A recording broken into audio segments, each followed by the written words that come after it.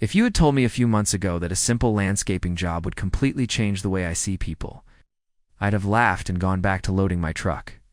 But what started as a routine hedge trimming turned into a quiet unraveling of someone else's story and, maybe even my own. I never expected a woman I barely knew to invite me into her world with those 9 words. Come inside. There's something I need to show you. What she showed me wasn't a thing at all. It was a window into a life once vibrant, a quietly aching for something more. Before we jump back in, tell us where you're tuning in from, and if this story touches you, make sure you're subscribed, because tomorrow, I've saved something extra special for you. It was a Wednesday morning in late spring when I pulled up to the cottage. The air still held the chill of the season fading away, and sunlight filtered lazily through the thin clouds. I had been hired through a small local service that connected freelance handymen and yard workers with elderly homeowners who needed light maintenance. I liked it because the pace was manageable, and the people were usually kind, if a bit distant. At first, the woman who called in this time was named Eleanor Marsh, aged somewhere in her late 40s or early 50s, based on her voice when we'd spoken on the phone.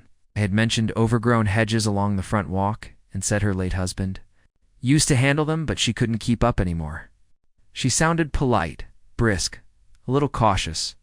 Her home was tucked away at the end of Sycamore Lane, nestled between 2 larger, more modern houses that seemed to lean away from it like giants giving space to something fragile. The cottage itself was weathered but tidy whitewashed wood paneling, green shutters. In a small porch crowded with potted plants in need of water, a curtain moved as I stepped out of the truck. Someone had been watching. I grabbed my gloves and electric trimmer and walked toward the hedges. They were sprawling boxwoods, I think, but hadn't been touched in months. Just as I knelt to plug in the trimmer to the outlet near the porch, the screen door creaked and a woman stepped out. She was slender, with dark brown hair streaked with silver and tied loosely behind her head. She wore a pale green sweater, even though it was already warming up. She looked at me with eyes that seemed to be doing more than just seeing, they were measuring. Evaluating, trying to place me in some quiet equation. You must be Owen, she said, folding her arms lightly. I nodded and stood, brushing a bit of dirt off my knees. Yes, ma'am. Just about to get started, if that's all right. She gave a small smile, the kind people give when they're not sure whether they're supposed to or not. Of course. I'll be inside if you need anything.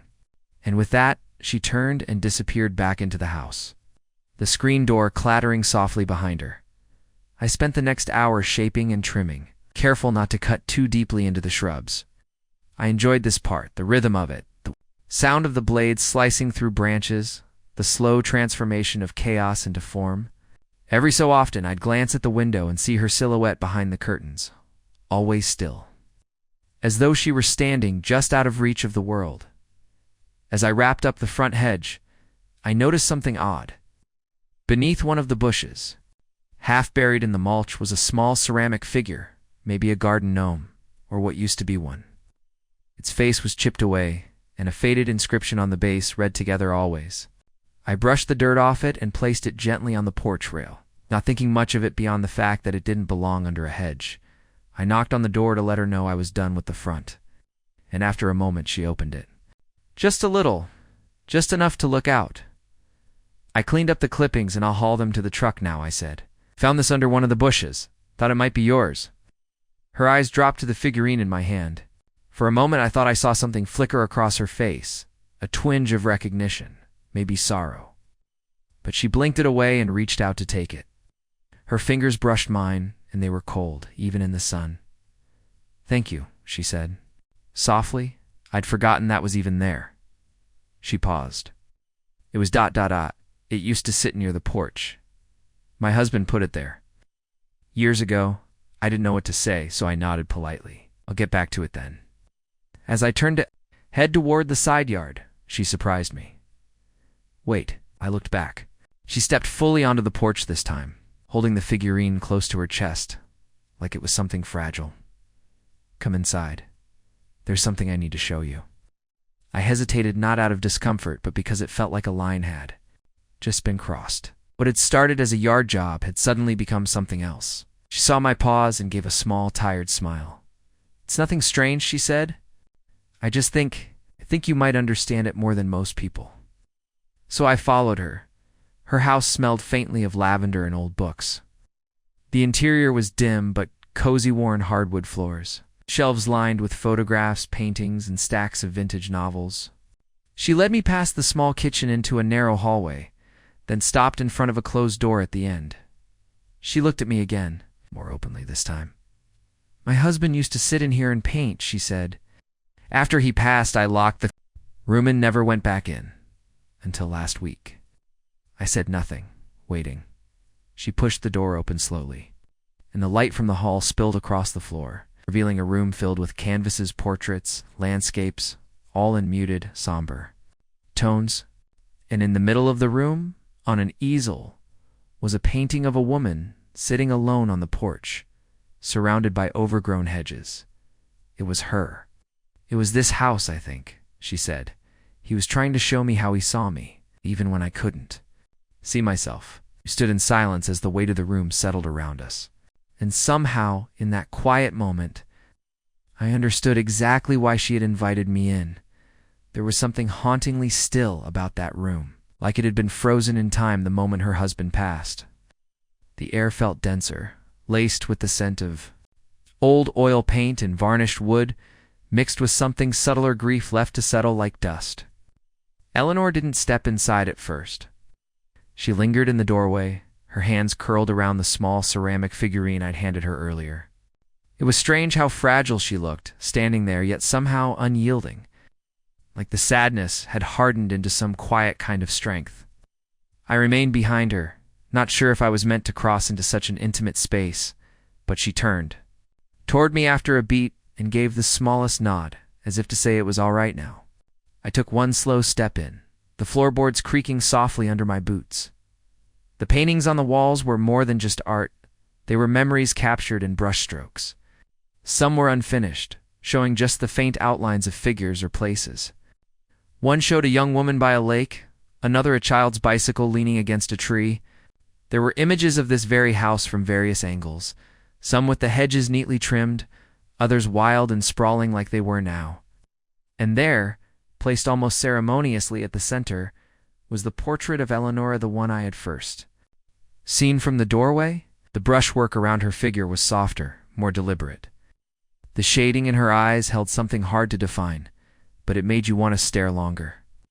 Like the painting had something left to tell you. She stepped in beside me now, placing the figurine on a nearby shelf without a word. I noticed the shelf was already filled with small items: an old wristwatch, a faded postcard, a feather, a key with no label. Keepsakes, maybe? Or anchors? She stood close but didn't look at me. Her eyes stayed on the painting when she finally spoke. Her voice was quieter than before, but steadier. "He used to sit here in the afternoons and paint until sunset. He said it helped him feel like the world slowed down just a little. Even when I didn't understand what he saw, I knew. It made him feel whole." She turned slightly, studying the easel.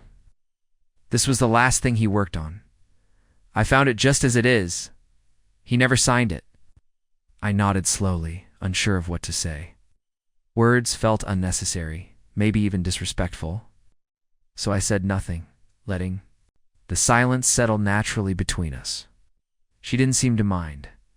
After a few more minutes, she exhaled and turned toward the door. "Come on," she said softly. "Let's have some tea." Back in the kitchen, she moved with gentle precision, setting out to mismatched mugs and spooning loose leaves into an old teapot. I offered to help, but she waved me off with a soft smile, the first real one I'd seen from her. The kettle hissed gently on the stove, and she leaned against the counter, looking out the window where the hedges stood, half-trimmed and sun-dappled. I followed her gaze and noticed how the light made the leaves glow faintly, almost golden. It felt like the kind of detail her husband would have painted and noticed by most, but beautiful in its stillness. "I wasn't going to show anyone that room," she said, breaking the silence. "Not ever. But when I saw you lift that little statue from the dirt, I don't know. It felt like maybe the right moment." I glanced at her. "Why me?" She hesitated, then shrugged, but not without meaning. "You were careful with it. You didn't toss it aside." that mattered. She poured the tea and handed me a mug.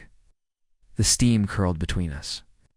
Warm and fragrant with chamomile and something slightly citrusy, we sat at a small round table tucked in the corner of the kitchen, beneath a window framed with aging lace curtains.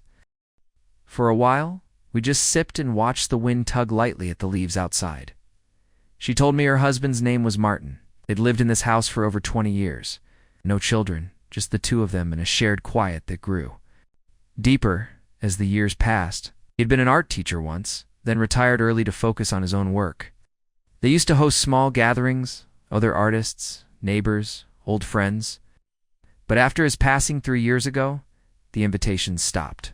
So did the laughter.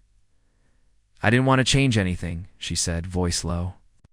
I thought if I kept it all the same, maybe he'd still be here. Maybe I wouldn't have to feel how empty it became. I nodded, understanding more than I thought I would. I'd lost people too. My father years ago, in a way that never quite left me. Sometimes silence was easier than remembrance. After we finished our tea, I stood and thanked her for sharing all that with me. It felt like the right thing to do. She didn't respond right away, but as I reached for the door, she said, "You'll be back tomorrow, right?" I turned and smiled gently. "If you'll have me." She gave a soft nod, and I stepped out. Into the sunlight once more, the air warmer now. Or maybe just different after all that had passed in the quiet corners of that house. The Hedges weren't done, not completely. And neither, I sensed, was her story. That night I couldn't shake the feeling of that room, the paintings, the light, the silence that wasn't really silence. It felt like I had stumbled into a chapter of someone else's life and been asked to read between the lines. And though I didn't know why yet, I wanted to know more. Not out of curiosity, but because some part of me needed to see what happened next. Preparing and narrating this story took us a lot of time. So if you are enjoying it, subscribe to our channel. It means a lot to us. Now back to the story. Next morning, I returned with pruning shears and a rake, intent on finishing the rest of the hedges. When I pulled into the driveway, the porch was empty and the curtains were drawn. For a moment, I wondered if she had changed her mind about me being there, but just as I reached the side of the house, the front door opened, and she stepped out with a small paper bag in hand. "Good morning," she called, almost shyly. "I made muffins." "I wasn't sure if you liked blueberries, but it's all I had." I smiled and accepted the bag with a thank you, surprised by the gesture, but not unwelcome to it. It felt like a small offering, a bridge slowly being built between two strangers who had been less so by the hour. As I worked, she didn't watch from the window this time. Instead, she came outside and sat on the porch, book in hand, occasionally glancing up, but never speaking unless I did. It was a comfortable quiet, the kind that didn't beg to be filled. Around noon, she stood and walked down to where I was trimming the back edge near the fence. "I have a question," she said, looking out toward the garden rather than at me. "Do you think we ever really move on from the people we lose? Or do we just learn to live beside the hole they left?" I paused, blade mid-cut, unsure how to answer. I had asked myself that same thing more times than I cared to admit. I think I said slowly, "We carry them with us. It's some days the weight feels lighter, other days it knocks the wind out of you. But maybe the point isn't to move on. Maybe it's just learning how to keep walking." She looked at me then, really looked, and there was something in her eyes I hadn't seen before. Not sadness, not hope, exactly something in between. And for the first time since I met her, I wondered if this job would end when the hedges were done, or if something entirely different was just beginning. I returned the next day with a strange kind of anticipation in my chest. The sort that lingered even when I tried to brush it off as just another job. The air had turned heavier, hinting at the first signs of summer, and the scent of blooming gardenias followed me as I made my way to Eleanor's porch. This time, she was already outside when I pulled up, standing in the yard with a small watering can in one hand and a towel thrown over her shoulder. She wore a loose linen blouse and sandals, her hair tied in a tighter knot than before, though a few strands danced freely in the breeze. It was the first time I saw her outside the context of shadow and memory. and there was a lightness to her presence that hadn't been there earlier in the week. She greeted me with a soft nod and a smile that didn't feel forced. I responded in kind and got to work on the final row of hedges that ran along the back garden, near an old wooden fence that had long since begun to lean with age. It was there, with the hum of bees in the background and the distant rustle of leaves, that I began to settle into a rhythm. My thoughts no longer occupied with timelines or deadlines, but with the strange stillness this house seemed to possess. It was like time paused at Eleanor's doorstep, giving everything within her little world the chance to breathe at its own pace. As I trimmed, she moved about the yard, tending to small patches of herbs and flowers, sometimes humming faintly. Other times, sitting down to sketch in a notebook she kept tucked under her arm. I didn't ask what she was drawing, though I was curious. There was something private about the way she held that book, like it contained parts of her still too raw to be shared. But in her actions, in the way she worked the soil with bare hands or studied the delicate curve of a leaf before pressing, between pages, I could see glimpses of the life she'd once lived, maybe even the one she was slowly trying to reclaim. Around midday, I offered to help her carry some empty pots to the back shed. She hesitated, then led me along a gravel path that curved behind the house, past a forgotten bird bath, and under a low-hanging tree with soft white blossoms. The shed was small and old, its paint peeling, its door hanging slightly crooked on rusted hinges. But inside, it was surprisingly organized shelves lined with labeled jars. Spools of twine and gardening tools arranged with meticulous care. It smelled of earth and cedar and something faintly citrusy, like orange peels drying in the sun. She gestured to a stack of pots near the door, and I began moving them one by one to the side. As I did, I noticed an old wooden crate tucked beneath a shelf, its top loosely nailed shut. It looked like it hadn't been touched in years. I glanced at her, wondering if I should ask, but she had already noticed. "Oh," she said, her voice catching slightly, that ... belonged to Martin. I paused, not wanting to intrude, but she stepped forward and knelt beside it, brushing away the thin layer of dust with her sleeve. For a moment she just stared at it, her fingers tracing the edge of the wood. Then, with a breath that seemed to steady her, she pried the lid open. Inside were rolled-up canvases, sketch pads, and a few personal belongings, an old pair of glasses. A small tin of charcoal sticks and a faded baseball cap with paint stains across the brim. She lifted one of the canvases and slowly unrolled it, revealing a half-finished portrait of a young woman standing by the sea. Her hair whipped by wind, eyes turned skyward. The detail was remarkable, even incomplete. I watched Eleanor study. It arose distant. "That's my sister," she said quietly. "He painted it from a photo I took years ago. She passed away before he could finish it." I didn't say anything. There was nothing to say that wouldn't sound like a placeholder. Instead, I stood quietly nearby as she sifted through the contents of the crate, her fingers lingering on each item like she was touching fragments of another lifetime. When she finally closed the lid, she didn't seal it. She just placed it gently back beneath the shelf. As if the act of reopening it had been enough, we returned to the garden in silence. But it wasn't heavy this time. It was the kind of silence that says thank you without needing to say it aloud. After that day, something shifted between us. We no longer felt like two people occupying the same space. We were participants in a quiet unraveling, in a slow restoration of something neither of us had quite named yet. I came back again and again, sometimes to finish work, sometimes to fix small things she'd mentioned offhandedly, and sometimes with no clear purpose at all. She began offering me lunch and later conversations. We talked about music, about books we'd never finished, about cities we wanted to visit but never did. I told her about my father, about how he used to build furniture and how I picked up my first tool from his garage when I was 12. She told me about how she and Martin met at a gallery opening in Santa Fe, how he spilled wine on her shoe and spent the entire evening apologizing before asking her to dance. They'd been married nearly 28 years. What struck me most wasn't just her stories, but the way she told them, like she was stitching herself back together with every word. And I listened, not out of obligation, but because I wanted to. because her voice, once careful and measured, now carried something honest, even tender. One afternoon, as we sat on the back steps sipping iced tea, she turned to me and asked, "Do you ever feel like life waits for you to be ready, only to remind you that it never really does?" I thought about it for a moment. I think life doesn't wait. It just shows up. Sometimes, if we're lucky, we notice before it passes. Bye. She smiled faintly and nodded. That sounds like something Martin would have said. There was a pause then, long and comfortable.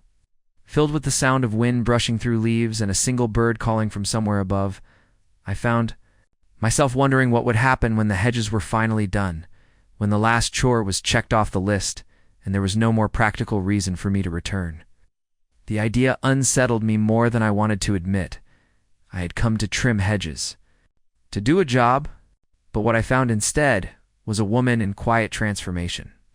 A life stitched with memory and grief, in a place that somehow felt like it had room for men, just in the yard, but in the rhythm of its slow healing days, and somewhere in all of it, I began to realize that maybe I too was being pulled gently back to life. It was sometime around the third week that Eleanor started leaving the door open for me in the mornings. Not wide open, just unlatched, like a quiet invitation. I never asked her why she started doing it, and she never explained. But it said something without saying anything at all. By that point, I'd trimmed nearly every hedge around the property, replaced a few broken fence panels, oiled the gate hinges, and even cleaned out her rain gutters without being asked. What had started as a single task had quietly evolved into an unspoken arrangement, and I found myself returning not out of obligation, but out of a strange, anchoring comfort. The kind that only grows when two people begin to understand each other without rushing to fill the silence. That morning, she was in the garden again, not tending to anything in particular. Just standing beneath the canopy of her old birch tree with a small radio in her hand. Classical music floated into the air, something gentle. Maybe Chopin. She swayed slightly to it, unaware that I was watching from a distance. I paused before stepping out of my truck. There was something so human about the way she moved. Something unguarded, not performative, not fragile, just present. I wondered how long she had been alone like this, not just physically, but in the deeper sense. Alone in her memories, in her rituals, in her quiet grief that moved like background music, always playing softly beneath her, every moment. I walked up the path and greeted her as usual. She smiled like she always did, now soft and steady, the kind that didn't feel the need to prove anything. We talked briefly about the weather, about a bird that kept visiting her window each morning, about how the gardenias had bloomed late this year. Simple things, but it felt like those conversations mattered more than the world's louder ones. They grounded us. As I trimmed the last portion of the hedges near the side yard, she appeared beside me holding a jug of lemonade and two mismatched glasses. She poured and handed me one without a word. I took it with a quiet thank you, and we stood there in the sunlight, side by side, sipping in companionable silence. That's when she said something that caught me off guard, not because it was dramatic, but because of how quietly revealing it was. "This is the longest I've gone in years without feeling invisible," she said, her gaze fixed on the trimmed bushes. "And it's not because of what you're doing out here. It's just ... because you're here." The words hit deeper than I expected. Not romantic, not pleading, just honest. I didn't know how to respond at first, so I didn't. I just looked at her and nodded, letting her know I heard her, really heard her. And I meant it. From that day on, our rhythm shifted again. She started opening up in small ways. Sometimes I'd find old photographs on the kitchen table when I came in black and white images of her and Martin, smiling under trees, on beaches, in front of this very house. Other times, she'd leave books on the porch railing, her favorites, with dog-eared pages and handwritten notes in the margins. Once, she placed a tiny painting of the garden in my toolbox, unsigned, no note attached. I found it later that evening, and stared at it for almost an hour. The brush strokes were hers. I knew that now, but it was the subject that caught me off guard. The angle was from the hedges, looking inward, and in the middle of the canvas was me.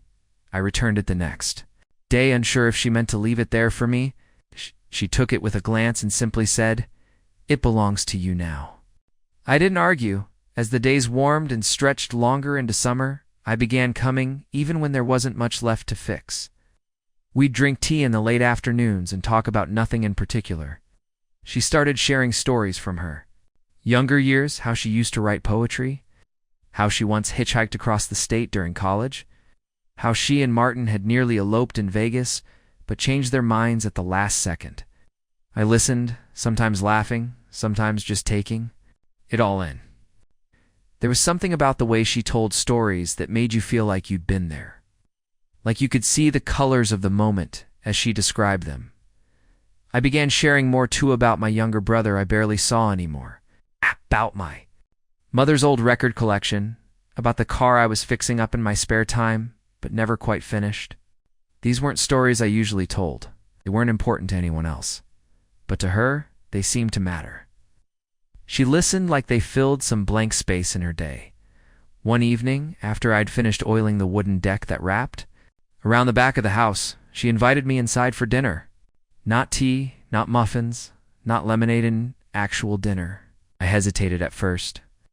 It felt like crossing another invisible line, like stepping even deeper into a story I wasn't sure I was meant to be in. But her invitation wasn't a grand gesture. It was quiet, casual, said as she handed me a cloth to wipe my hands. That night, we sat across from each other at her small dining table beneath a soft yellow light.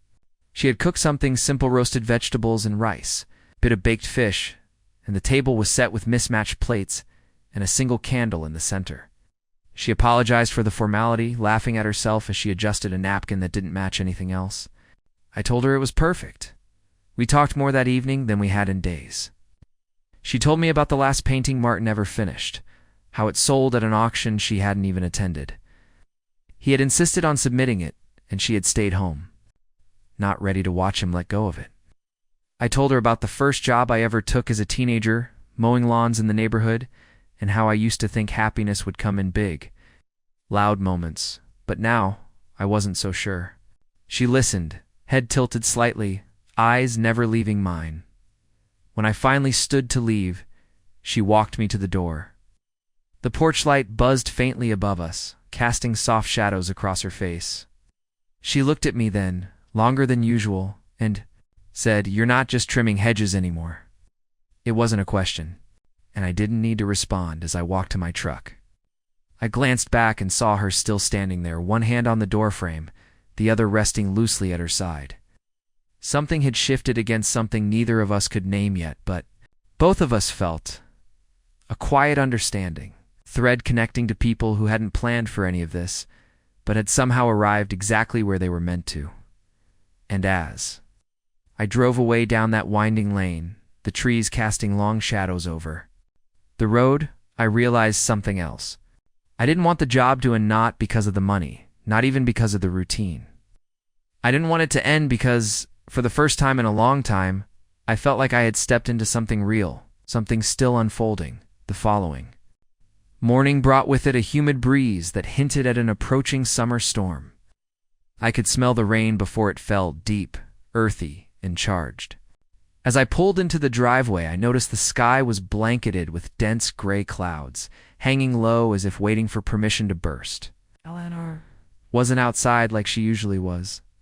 The porch was empty, the curtains still drawn, and for a brief moment I wondered if perhaps the spell had lifted, if yesterday's closeness had been too much too soon. But as I stepped out of the truck and approached the front door, I saw a small note pinned to the screen with a wooden clothespin. Written in delicate cursive were 4 words: "Back garden. Come in." I stepped through the side gate and followed. The cobbled path that wound behind the house, brushing past soaked bushes and the heavy petals of drooping hydrangeas. The garden, despite the dimming sky, looked vibrant. Raindrops shimmered on leaves like tiny mirrors, and the wind rustled through the branches in low, whispering tones. I found Eleanor seated beneath a covered arbor near the back fence. A canvas and easel in front of her, brushes resting on a cloth-covered table beside a teapot that was already steeping steam.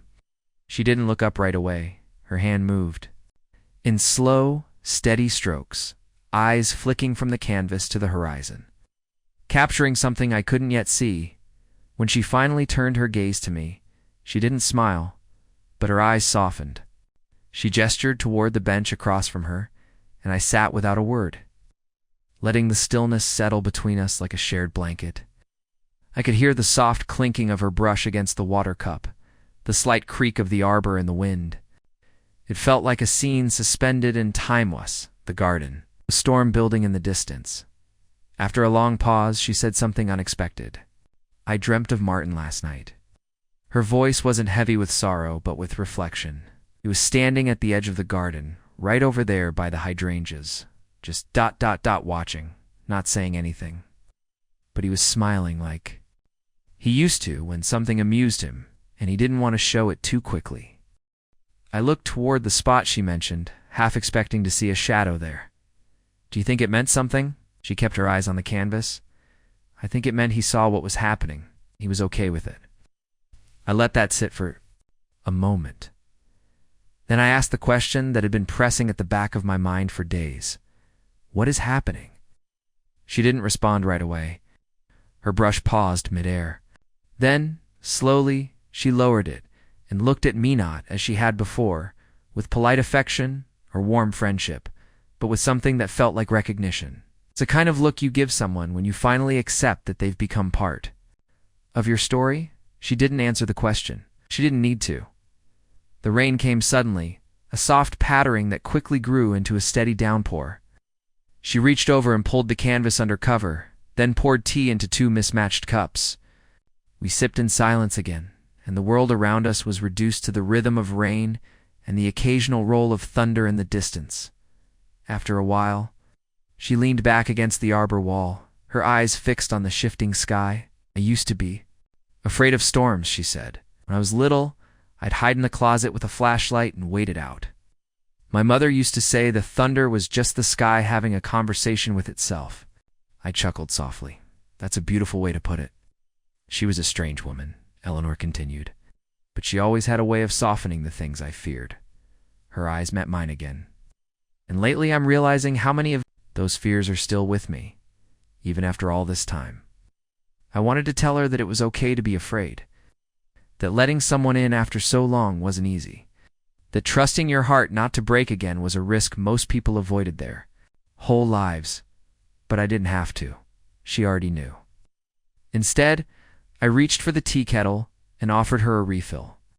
She accepted with a grateful nod, and we sat there as the storm rolled over us, wrapped in the kind of silence that feels more like a conversation than any words could. Later, after the rain slowed to a mist, she invited me back inside. Not just to dry off, but to see something she hadn't shown anyone in years. We walked through the kitchen and down a narrow hallway I hadn't noticed before. At the end of it was a small door, half hidden behind a tall bookshelf. She opened it carefully, revealing a stairwell that led down into a basement studio. The air grew cooler as we descended, the scent of oil paint and old wood becoming more pronounced. When we reached the bottom, I was stunned by what I saw. Room was filled with dozens of paintings. Some hung on the walls, others stacked neatly in rows along the floor. They were vibrant, full of movement and life. Portraits, landscapes, abstracts, all rich with emotion and texture. But what caught my eye were the recurring themes, places I recognized from her garden, from our afternoons together, even scenes that mirrored the moments we'd shared. Among them, several featured me. My back turned while trimming the hedge, my silhouette through a rain-streaked window, and my hands holding a cup of tea. She had been painting me all along. I turned to her, unsure of what to say. She looked nervous for the first time since we'd met. "I didn't mean to make it strange," she said softly. "I just... I paint what stirs something in me. And lately, that's been you." The vulnerability in her voice hit me like a wave. This wasn't about admiration or infatuation. It was about connection, about rediscovery. It's about seeing the world again through a lens that had long since gathered dust. I stepped closer, studying the details in each stroke. She hadn't just captured what I looked like, she'd painted what I felt like. And that somehow meant more than anything. We stood in that basement studio for what felt like hours, talking about her process, about what each painting meant, about how she hadn't touched a brush in nearly 2 years until the day I first arrived. She said that watching me work had reminded her of something simple and unspoken, a rhythm, a presence, a kind of focus that made the world feel less chaotic. As we climbed the stairs back to the main floor, I felt the weight of something new between us. Not heavy, not uncomfortable, just real. As if the foundation of something had finally settled into place. I wasn't just a handyman anymore. I was a mirror, a muse, maybe even a companion in her rediscovery of self. And in return, she had become something I didn't realize I had. Been missing a presence that softened the edges of my own solitude. As I prepared to leave that evening, she walked me to the door like she always did. But this time, she reached out and took my hand, not tightly, not with urgency, but with something steady and unspoken.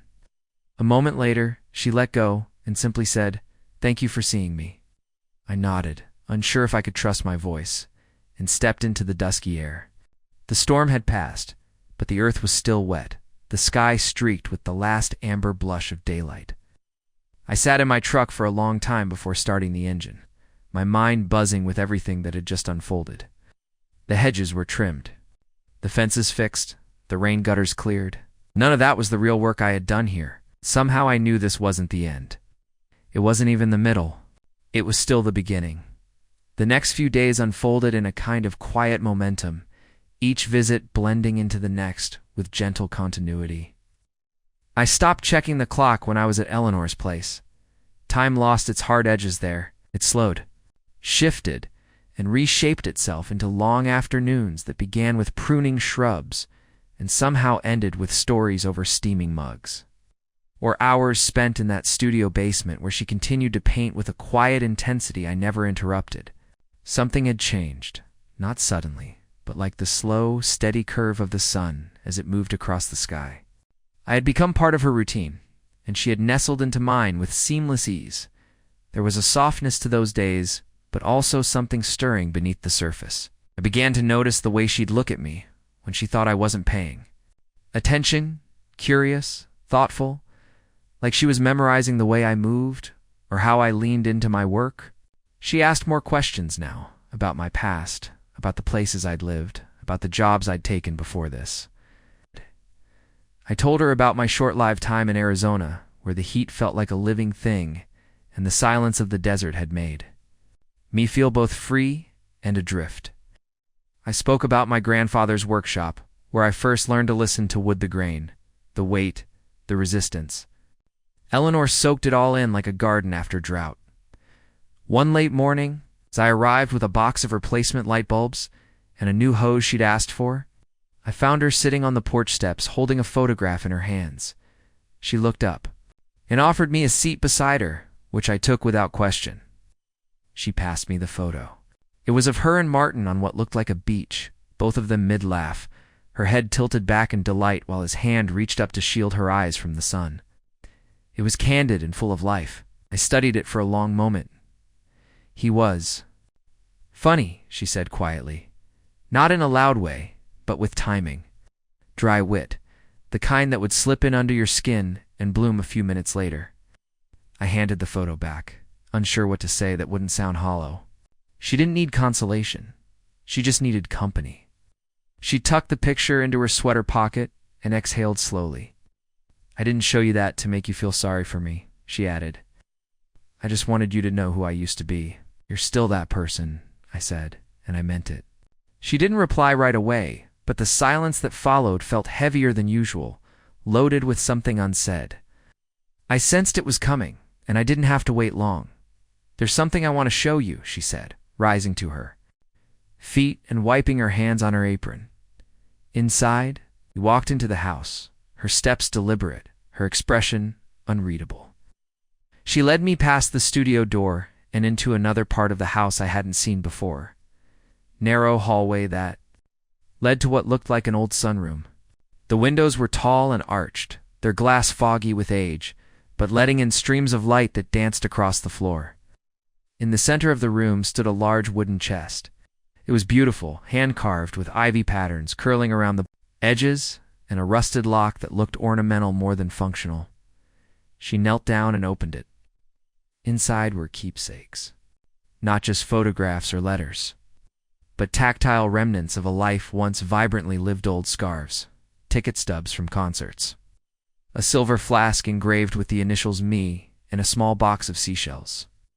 There was also a bundle of letters, tied with a velvet ribbon, yellowing at the edges. She handed them to me. "They're not all mine," she explained.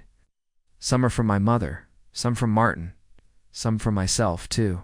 No one in particular." She paused, her eyes flicking. "Up to meet mine. I wrote them when I didn't have anyone to say the words to, but I needed to say them anyway." I held the bundle gently, reverently.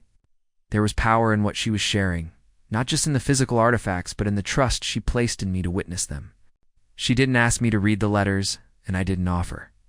Instead, I sat beside her on the floor, and we sifted through the chest together, piece by piece. Away, with each item, she shared a small story, a picnic that got rained out, a fight that ended in laughter, a late-night drive to nowhere that became one of her favorite memories. It felt like opening a time capsule, not of events, but of emotions. At one point, she pulled out a delicate necklace with a single glass bead. "This," she said, "was the first gift Martin ever gave me. He bought it from a street vendor after our first date, said it reminded him of the way my eyes caught the light. I wore it until the clasp broke." She held it up, and the bead caught the sun, scattering fractured light across her face. Wow. I don't wear it anymore, but I can't bring myself to fix it either. Maybe because it belongs to a different version of me. We stayed in that room for the better part of the afternoon. The sun moved across the sky and filtered through the windows, painting shifting patterns on the floorboards. Closed the chest, placed her hand on the lid for a lingering second, and stood. "Thank you for being here," she said, and her voice had a finality to it, not an ending, but a turning of a page. That evening, as I left the house, I felt something new in my chest. Not longing, not confusion, but something richer. The kind. A feeling that makes you want to sit still and not speak for fear of breaking it.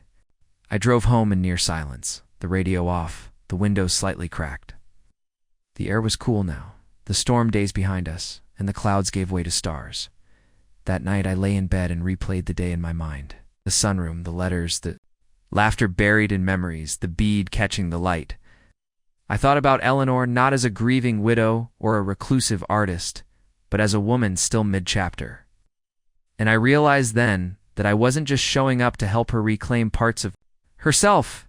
I was being changed too, by her grace, by her honesty, by the simple power of being seen after so long of walking through the world unnoticed.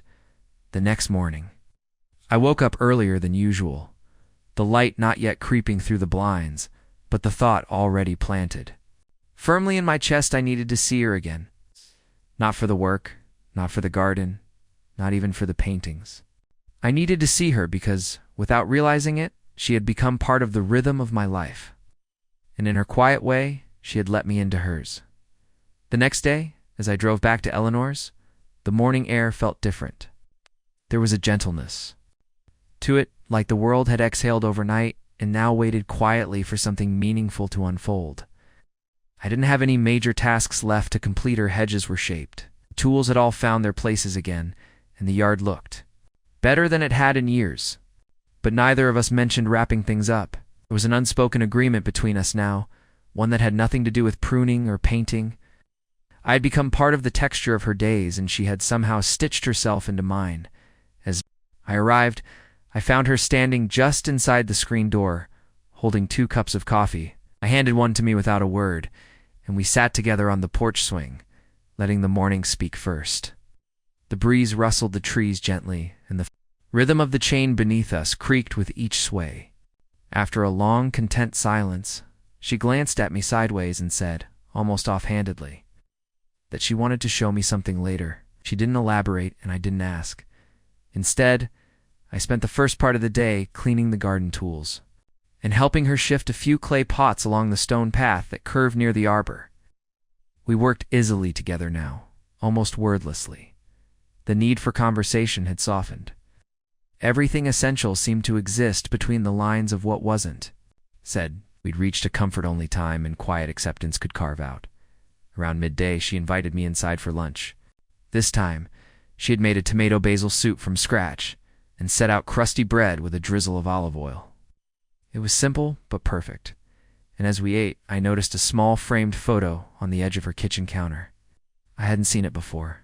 It was of her in a field of sunflowers, arms stretched wide, eyes closed, a decade younger.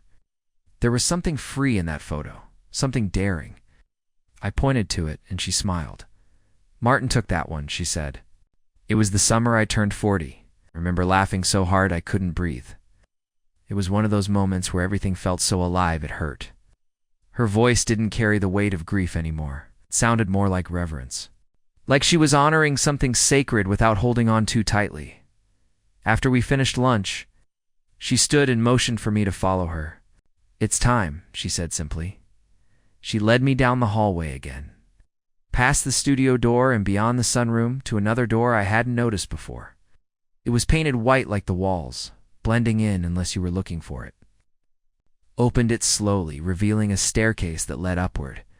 The air grew warmer as we climbed. I realized we were heading to the attic. The room was surprisingly open, filled with natural light from a small window that overlooked the backyard. Dust motes floated lazily in the beams of sun, and the space smelled of cedar and linen. At the far end of the room stood a long, covered object.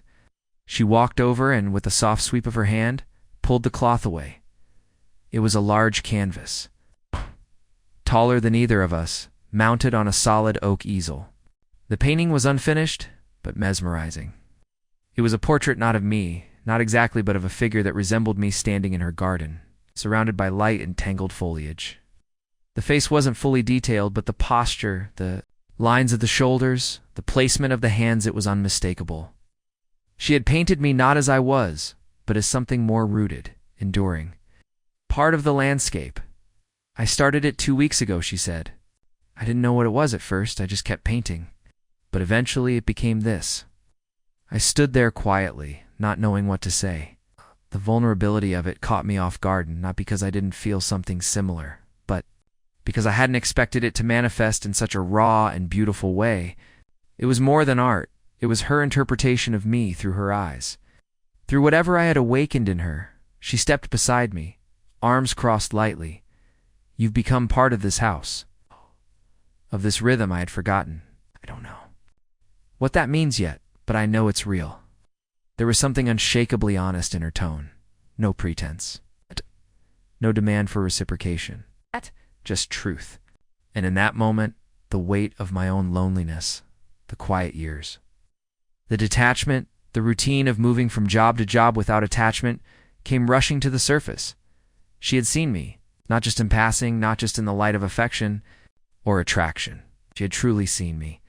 As we stood there in that dusty, light-soaked attic, I realized that the walls I had built around myself had been slowly taken down in her presence, not with force, but with grace. Each day I showed up, each moment I accepted her small invitations, a little more of me had come into the light.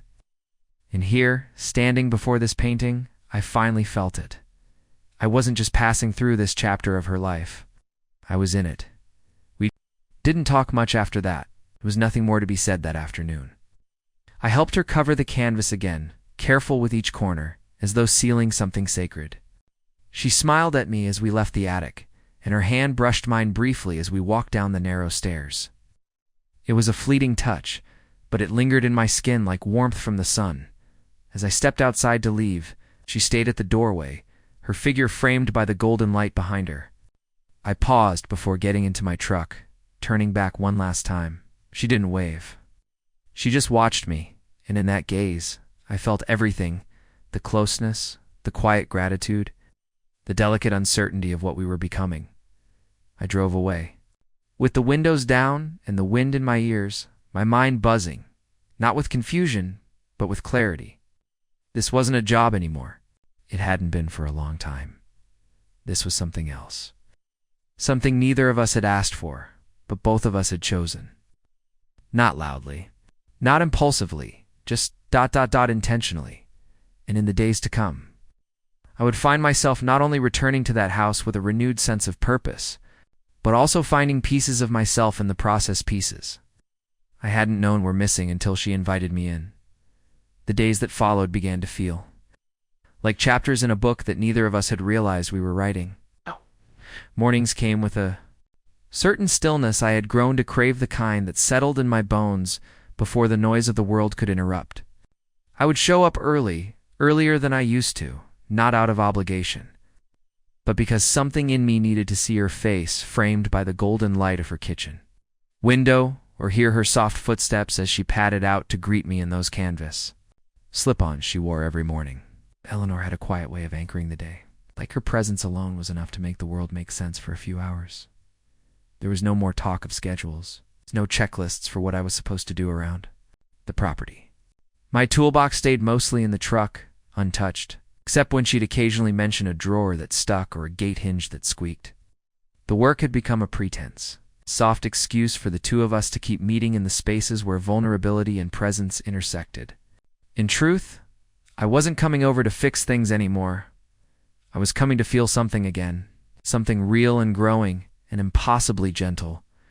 One particular afternoon, she met me at the porch with 2 old books tucked under her arm. She handed one to me before I could step inside. It was a poetry collection. It's a kind bound in weathered cloth with yellowing pages that crackled softly as I thumbed through them. Inside, in faded ink, was a short inscription, 2E from M, for the days when words fall short. I looked up, and she gave me a small smile. The kind that says she knew exactly what she was giving me and didn't expect anything in return. We sat on the back steps and read for a while. No conversation. Just the occasional sound of a page turning, the breeze brushing past the hydrangeas, the rhythmic pulse of the wind chimes she had strung near the arbor. It was the kind of silence that filled you instead of draining you. A rare kind of stillness that let everything settle in its proper place. Eventually, she broke the quiet. She told me about the first time she ever fell in love, not with Martin, but years before, when she was 20 and studying abroad in Italy. She described him as kind but restless, a painter with hands always stained in color, and a laugh that came too icily. It didn't last, of course. He moved on, and she returned home. But she said she still remembered the feeling of being seen by someone in that way for the first time. It never leaves you, she said. That moment when someone really looks at you and doesn't flinch. Her voice was soft, but her words felt heavy, charged with memory. I didn't respond. I didn't need to. I just kept my gaze on the pages in my lap and let her share whatever she needed. That was the rhythm we had found this delicate back and forth of offering and receiving without ever demanding, kind of emotional bartering where no one kept score. Later that same day, the power went out. A summer surge, maybe, or an overloaded grid. Didn't matter. Eleanor lit candles without hesitation, like she'd done it 1,000 times before. Her house glowed in the soft flicker of wax and flame, and I found myself sitting at her kitchen table, drinking warm wine, and playing an old board game she pulled from a dusty shelf. It was an absurd scene, 2 adults laughing over plastic tokens and misremembered rules, but it felt right, felt honest. When the lights finally flickered back on an hour later, neither of us moved to switch anything off or change the mood. We just sat there, the candles still burning, letting the soft glow hold the moment together. And then, for the first time, Eleanor reached across the table and placed her hand over mine. She didn't say anything. She didn't have to. The warmth of her fingers against mine said it all. In that instant, I felt the weight of the past few weeks come rushing into my chest. Every glance, every shared silence, every moment of laughter that had stitched itself into something more than companionship. I wasn't sure what we were, not yet, but I knew it mattered. I knew it was real. Eventually, she walked me to the door. The night was cool, the stars bold against the dark canvas. Of the sky, I lingered at the threshold, unsure if I should lean in, say something, do something. But Eleanor just gave me that same steady look she always did, open, patient, knowing. And so I simply said goodnight, stepped off the porch. Let the gravel crunch beneath my boots as I walked to the truck. As I drove home, I thought about the attic, the painting, the poetry, the power outage, the small but unmistakable way her hand had fit into mine. Each moment felt like a puzzle piece clicking into place, not because they were perfect, but because they were true, because they were us. And I realized something else too. I'd stopped thinking about what came next. I wasn't worried about the job ending, or the final invoice, or whether I would move on to another house, another yard, another quiet widow with overgrown hedges. I was here, fully, completely, willingly here. This wasn't just a story about two people crossing paths at the right time. It wasn't just about grief or healing or rediscovery. It was about the unexpected places where life happens when you're not looking. About the gardens we let grow wild until someone shows up with a steady hand and a willingness to listen. Eleanor had once told me that Martin believed in signs, that he saw meaning in small coincidences and quiet timings. I wasn't sure I believed in that, but as I turned onto my street and looked up at the moonlight breaking through the clouds, I felt it anyway, a quiet confirmation in my chest, a nudge from something beyond explanation. Something was happening. Something honest and slow and impossible to ignore, and I wasn't going to run from it. Not this time. The following morning unfolded with the same gentle quiet that had come to define my new routine, but there was something in the air that felt different, like a still lake, waiting for a ripple. I brewed a cup of coffee at home, staring through the kitchen window at the same trees I had looked past for years. And yet now I noticed the way the sunlight sliced through the branches, the faint shimmer of dew on the blades of grass. Eleanor had changed the way I noticed the world. She had slowed time in a way I hadn't realized I needed. When I arrived at her house, she was already outside, standing near the gate I had helped repair in the first week. She was wearing a linen shirt rolled at the sleeves, holding a paintbrush in one hand and a rag in the other. The wooden gate was partly primed, but she had left a section bare. She looked over her shoulder at me and smiled like I had just caught her in the middle of a secret. Without a word, she handed me another brush. I dipped it in the pale sage paint and began working beside her, the strokes slow and even, our movements synchronized by instinct more than planning. It was the first time we worked together in complete silence, without any sense of awkwardness. Ow. And the quiet between us spoke volumes. We spent nearly an hour finishing the gate. When we stepped back to admire it, she let out a soft laugh and shook her head. I forgot how satisfying it is to do something simple with someone. I looked at her and realized she wasn't talking about painting anymore. Neither was I when I agreed.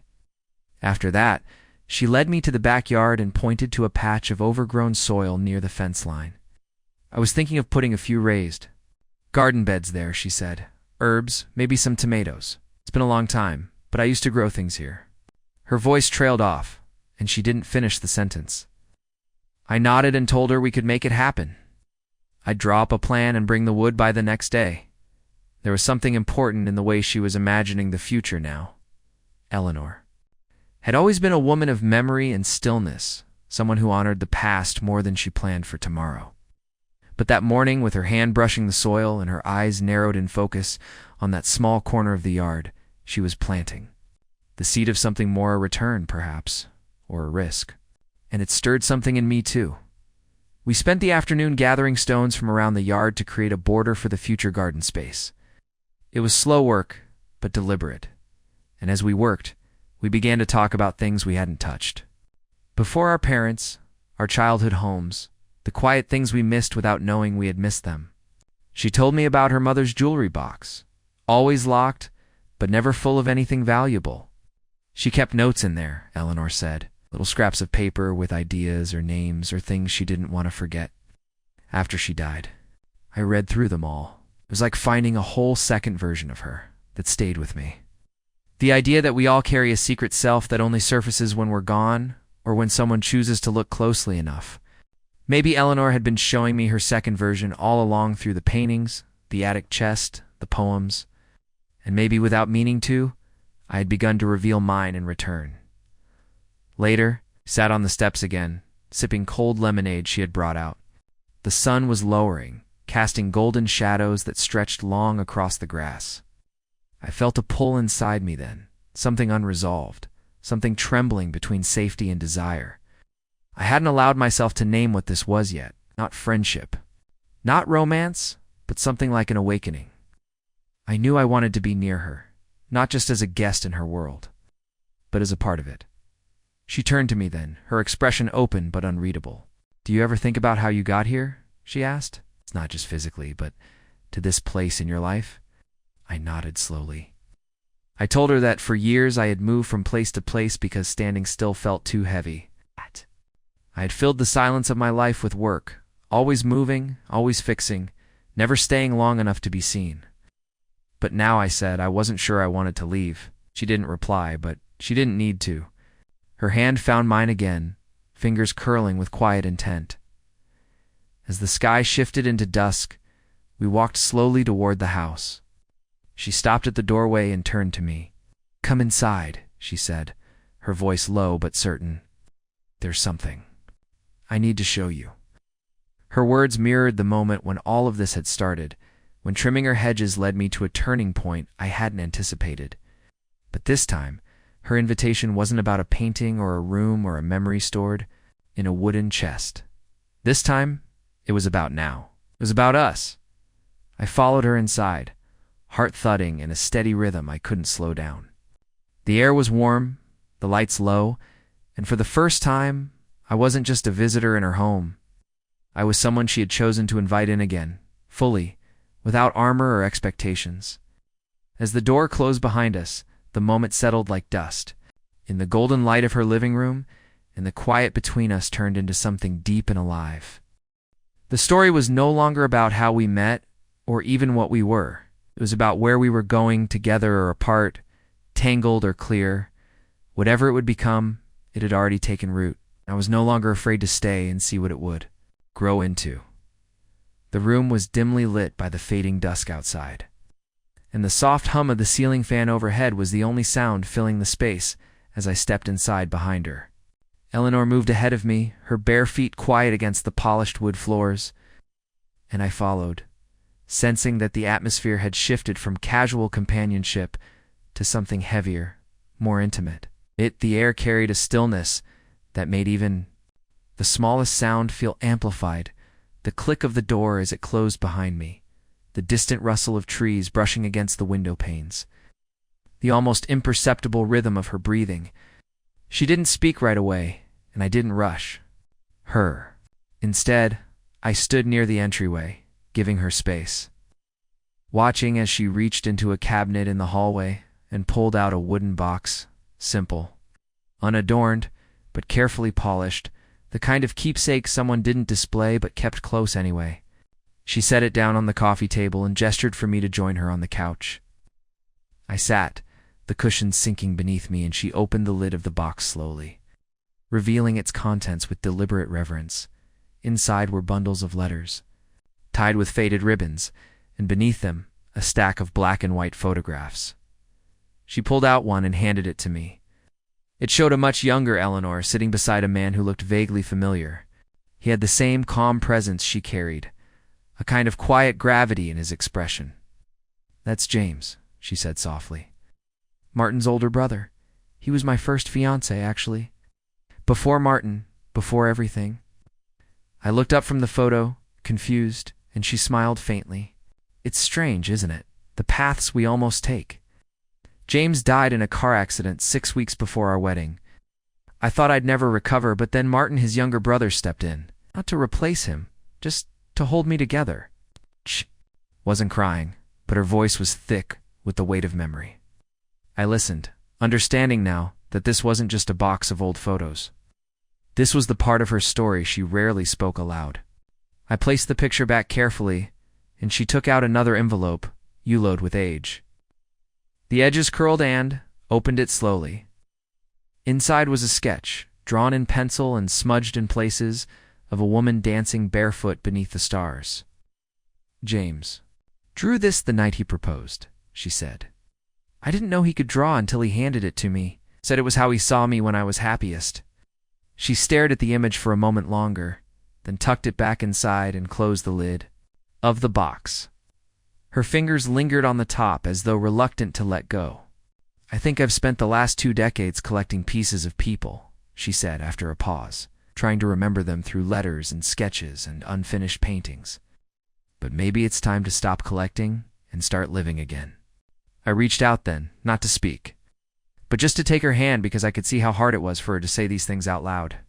And because I wanted her to know I was here, not as another passing figure, but as someone who was willing to carry the weight of her memories if she ever needed help doing so. The moment stretched between us, long and quiet, and eventually she exhaled and leaned back against the cushions, closing her eyes briefly. I looked around the room and noticed how lived in it felt. Every corner held a story, every object carefully chosen or kept for a reason. It wasn't just a house, it was a chronicle, a living museum of a life marked by beauty and pain, hope and loss, and the courage to keep moving forward in spite of it all. We sat in that silence until the light outside deepened into a soft indigo, the outlines of the trees casting elongated shadows across the walls. Then she stood slowly and walked over to a cabinet near the fireplace, pulling out a small vinyl record. She placed it on the turntable, and the soft crackle of the needles settling into the grooves filled the room. A gentle, nostalgic melody drifted out, a jazz tune, slow and smoky, the kind of music that wrapped itself around you like a blanket. Eleanor turned to me and, with a slight smile, extended her hand again. I hesitated only a moment before rising to take it. We danced in the quiet of that living room, moving slowly, swaying to the rhythm of the past and the present folding together. Her head rested lightly against my shoulder, and my hand found the curve of her back, steady and familiar. I couldn't remember the last time I had danced like this, with no performance, no agenda, just presence. Just being the song ended, and neither of us spoke. We simply stood there for a while, holding on to a moment we both knew had reshaped us. When I finally pulled away, she didn't let go completely. Her hand slipped down my arm and rested briefly on my wrist before falling away. There was something in her eyes I couldn't quite name, vulnerability maybe, or gratitude, or a quiet fear that this too might pass. I told her I'd come by tomorrow to start measuring for the garden beds, and she nodded, but neither of us wanted the evening to end. It felt suspended, like we were hovering between past and future, unsure if we were brave enough to step forward as I left. She walked me to the door again, and for the first time, she kissed me softly, with no urgency, just a gentle press of lips that said more than any words could. It was the kind of kiss that came with a long inhale, like the start of something rather than the end. I stepped onto the porch with my chest full and my thoughts tangled. The night was cool, the air laced with jasmine and possibility. I looked back once before getting into the truck. She was still standing there, silhouetted in the glow of the doorway. I drove home slower than usual, unwilling to let go of the feeling that still lingered on my skin. It wasn't just about Eleanor anymore. It was about rediscovery of connection, of risk, the pieces of ourselves we tuck away, and the people who make us feel safe enough to bring them back out. In her home, her presence, her story's eye had found a place I hadn't even realized I was searching for. I woke the next morning with a strange heaviness in my chest, the kind that comes not from sadness, but from the aftershock of feeling something deeply. The events of the night before still clung to me like the scent of her jasmine-scented hallway. I kept replaying the dance, the kiss, the moment she placed that old drawing of herself back into the box. It was like being given a glimpse into a locked room of someone's soul, and then realizing you'd been invited to stay. I sat on the edge of my bed for a long time, staring at the sunlight creeping across the floor, wondering what today might bring, and whether I had the courage to let things unfold instead of trying to define them. I arrived at her place a little past 8. A fresh sketch of the garden beds tucked under my arm, and a tape measure in my tool belt. Already sensed something was different. It wasn't just the absence of birdsong or the unusually still air. It was the silence behind the door, the delay in her footsteps, the way the knob turned a second too slow. When she opened it, her expression was calm but closed, like a page folded down in a book you weren't supposed to finish reading yet. She smiled faintly and stepped aside to let me in, but I could tell the warmth from last night had receded slightly. Tucked back behind some quiet internal curtain, I followed her to the kitchen where 2 mugs were already waiting. She handed me one and motioned for me to sit, and as I took my first sip, she finally spoke. "I had a dream about James last night," she said plainly. "Haven't had one in years." I waited, giving her the space to continue if she wanted. She wrapped both hands around her mug and stared into it like the swirling coffee might reveal something she hadn't figured out yet. He was sitting at the foot of the bed, just like he used to after a long shift, smiling, saying nothing, just looking at me. And when I reached out to touch his face, he said, "You're allowed to keep going." The words hung in the air, as if even she wasn't sure how to feel about them. I nodded, not as someone trying to interpret a message from the beyond, but as someone who understood what it meant to be haunted by moments that feel too real to be dreams. She looked up at me, finally, her eyes a little shinier than usual. "It shook me," she admitted, "because it felt like he was giving me permission to move forward. And for the first time, I realized I needed that. I needed to know it was okay to feel what I felt last night." I set my mug down slowly. This wasn't a rejection. It was the cautious processing of a woman who had lived long with grief, who had been careful with her heart for so long that even the act of letting someone in, even momentarily, had to be followed by an internal reckoning. I told her we could take things slowly, no pressure, no expectations, that this, whatever this was, could evolve at its own pace. Her shoulders relaxed a bit, as if she had been holding her breath since sunrise. "Thank you," she said, "for being steady, for not rushing." We spent the rest of the morning mapping out the dimensions for her garden beds. She brought out a weathered notebook and started sketching her vision basil. Thyme lavender, a small corner for heirloom. Tomatoes. Her handwriting was tidy and deliberate, and I could see the joy returning to her face as she spoke about soil quality, spacing, sunlight. It was healing work in more ways than one. We were building something from the ground up, and somehow, that felt fitting, around noon. I made a trip to the hardware store for lumber and supplies while she stayed behind to clear the space. By the time I returned, she had already uprooted half the weeds and laid out makeshift borders with bricks she'd found near the shed. She was on her knees in the dirt, hair tied up in a loose scarf, dirt smudged across her cheek, and for a moment, I just stood there, watching. There was something incredibly powerful about seeing someone come alive in their element, fully immersed in creation. It made me want to protect that joy for her, whatever it took. We worked through the afternoon, taking breaks for lemonade and conversation. She shared more stories about her first teaching job, the time she and Martin had tried to adopt a stray dog that ended up chewing through all the porch furniture, the way her father used to whistle old jazz tunes on Sunday mornings. I shared too, telling her about my childhood summers on my grandfather's farm, about the time I tried to build a go-kart and crashed it into a ditch, about the years I spent chasing work across cities, always staying long enough to be helpful, never long enough to be missed, by sunset. The frames for the garden beds were in place, and we both stood back to admire our progress. She rested her hand on my shoulder and smiled, genuine, tired, grateful. "It's starting to feel like a beginning," she whispered. I didn't reply, because I knew she wasn't really speaking to me. She was speaking to the quiet inside her that had waited years for this kind of moment. Before I left that evening, she handed me something in an envelope, unsealed. "Don't open it until you get home," she said. Her tone was light, but her eyes held something more serious.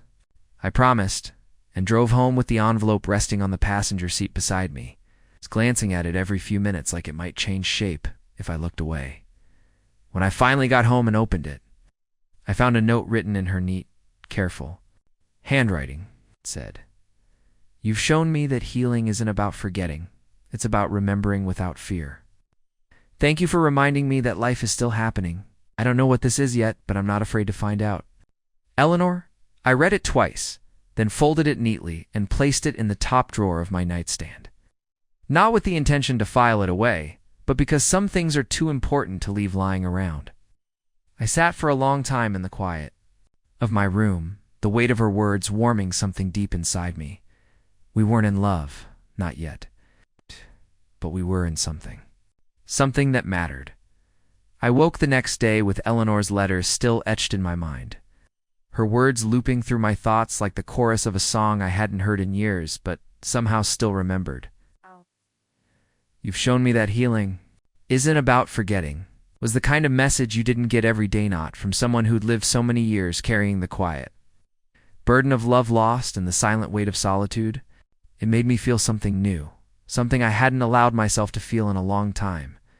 The sense that I was becoming necessary to someone, not because of what I could fix or build, but because of who I was when I stood still beside them.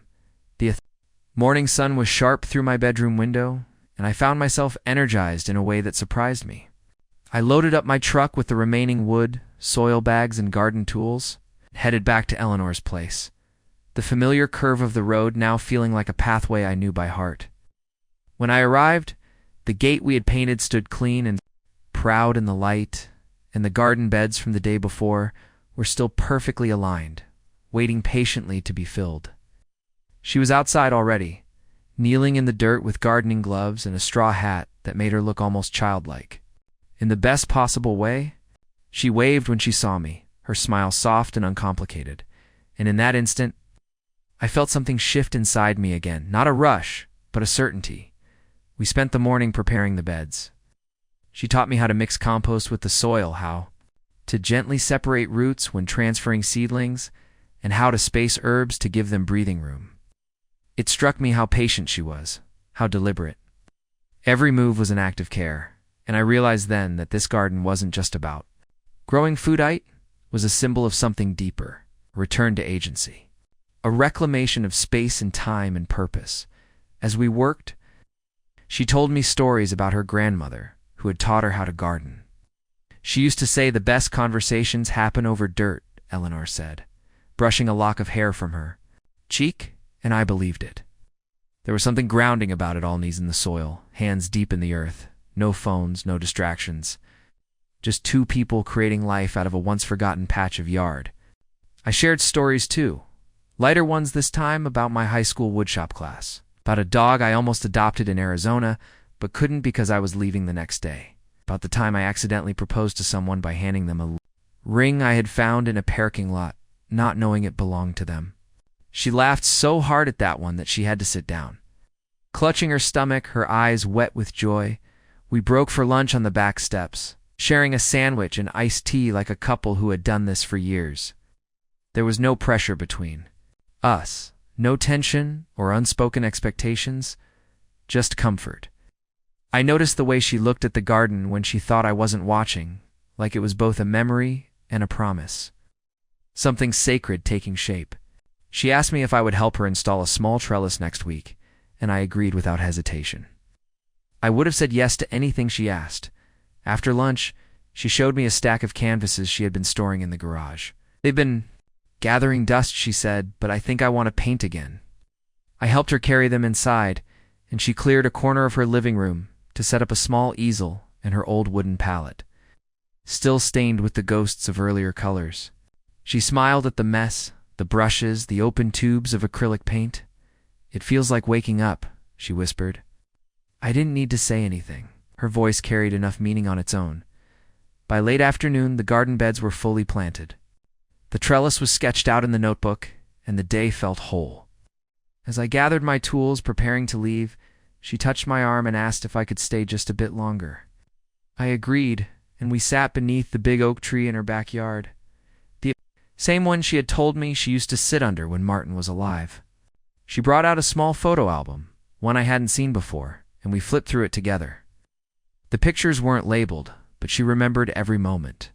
Her father building a tire swing, her mother braiding her hair, a birthday picnic, where she wore a paper crown and refused to take it off all day.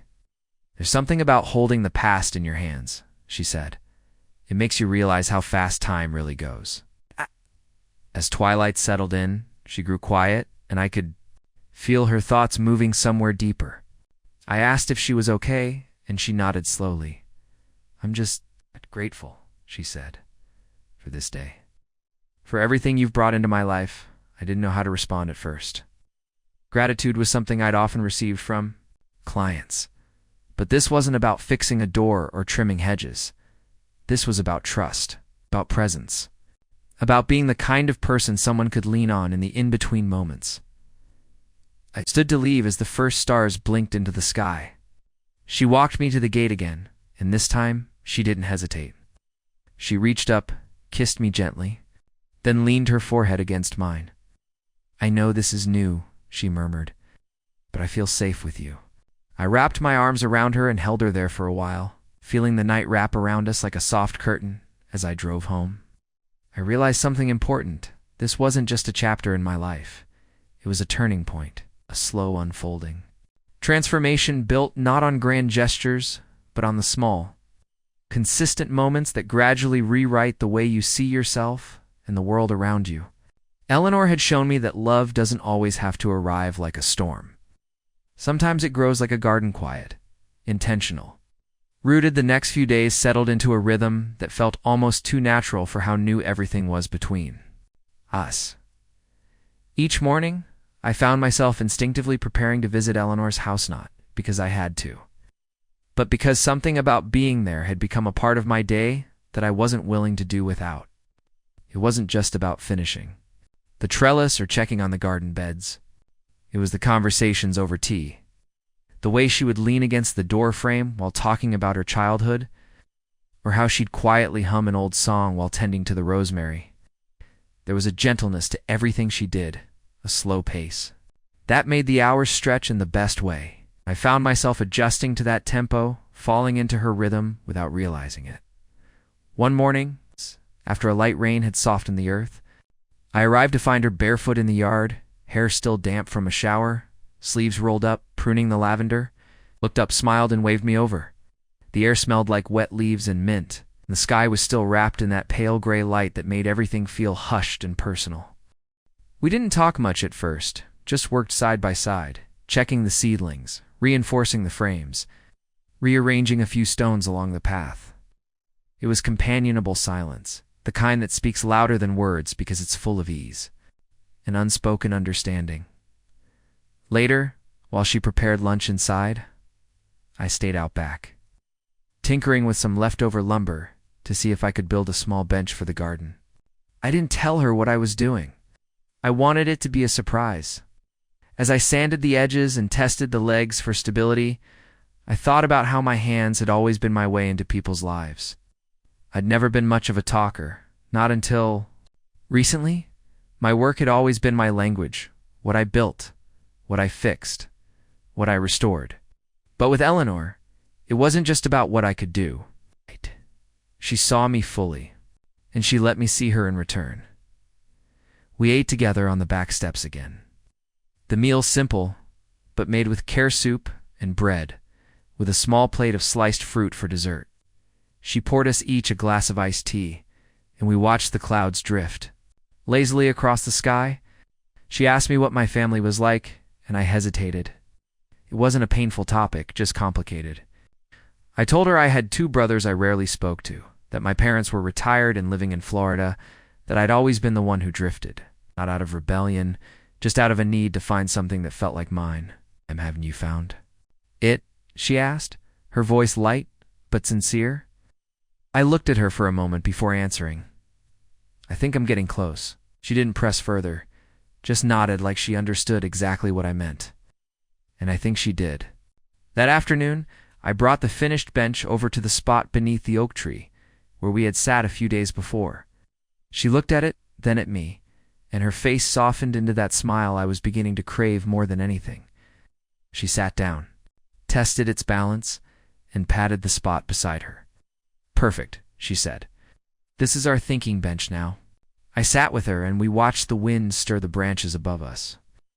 The garden rustled gently, and somewhere in the distance, a wind chime played a soft, irregular tune. Later that week, Eleanor invited me to dinner, not just the casual meals. We had been sharing, but a proper dinner. She cooked everything herself, even set the table with candles and cloth napkins. And for the first time, I saw a different side of her. She wore a soft blue dress that brought out the silver in her hair, and a quiet confidence that made her seem even more radiant. We ate slowly, savoring the food, the wine, the flickering candlelight between us. She told me about her years as an art teacher, how she used to stay after class to help the kids who were too shy to ask questions, how she missed the smell of paint and the sound of laughter in the halls. I listened, completely absorbed, feeling like I was being handed pieces of a puzzle I hadn't even known I was solving. After dinner, we moved to the living room. The record player was already spinning something soft and sentimental, and before I could think twice, she reached for my hand and asked if I'd dance with her. I nodded, and we moved slowly around the room, her cheek resting against my chest, my hand steady at the small of her back. It wasn't about romance in the traditional sense. It was about being held, about letting someone in, about trusting. Another person enough to close your eyes and sway to a melody only the two of you could hear. When the song ended, we didn't move apart right away. We stayed close, wrapped in the quiet, the flicker of the candles casting shadows on the walls. She looked up at me, her expression open and vulnerable, and in that moment I realized how rare it was to feel so completely seen. I cupped her face gently, brushed my thumb against her cheek, and leaned in, not rushed, not uncertain, just present. The kiss was tender, familiar, the kind that didn't need to prove anything. When we finally pulled away, she smiled and whispered, "I'm not used to this feeling, but I don't want it to end." I didn't want it to end either. I stayed a little longer, long enough to help her wash the dishes, to dry them while she told me about a painting she wanted to start, to listen. As she described the colors she envisioned and how she wanted to layer them, we said goodnight at the door, not with reluctance, but with promise. A quiet agreement that we'd see each other tomorrow and the day after that, and however many more days it took to see where this path led. That night, lying in my own bed, I didn't think about timelines or outcomes. I thought about the smell of her kitchen, the texture of her laugh, the way her hand fit in mine when we danced. I thought about how love sometimes doesn't roar in. Sometimes it enters gently, wearing soft shoes, bringing with it memories and sketches and tea in mismatched mugs. And in that softness, it finds a place to stay. The days that followed began to blur into a gentle, golden rhythm, the kind you don't notice settling in until it's already wrapped itself around your life like a familiar quilt. I would wake up thinking about Ella Nernett in the loud, infatuated kind of way I remembered from younger years, but in a quiet, rooted way that reminded me I had somewhere to be, someone to see, and something worth returning to. The projects around her house were slowing down. The trellis was installed, the garden was thriving, and aside from a few touch-ups in the shed, my work there was practically finished. But neither of us mentioned that, because we both knew the work had stopped being about repairs a while ago. Eleanor had started painting again, and watching her reconnect with that part of herself was like witnessing a season change in real time. She would set up in the morning near the window, the canvas propped against a stool, sunlight spilling in across the floor like encouragement. She painted loosely, emotionally, not worrying about precision, just letting the brush follow whatever needed to come out. I admired that about her, the way she gave herself permission to create without apology. Sometimes she would ask me to sit and describe the garden or how the air felt that day, and she'd paint based on that. One morning, I told her the breeze felt like the whisper of a memory you didn't know you needed.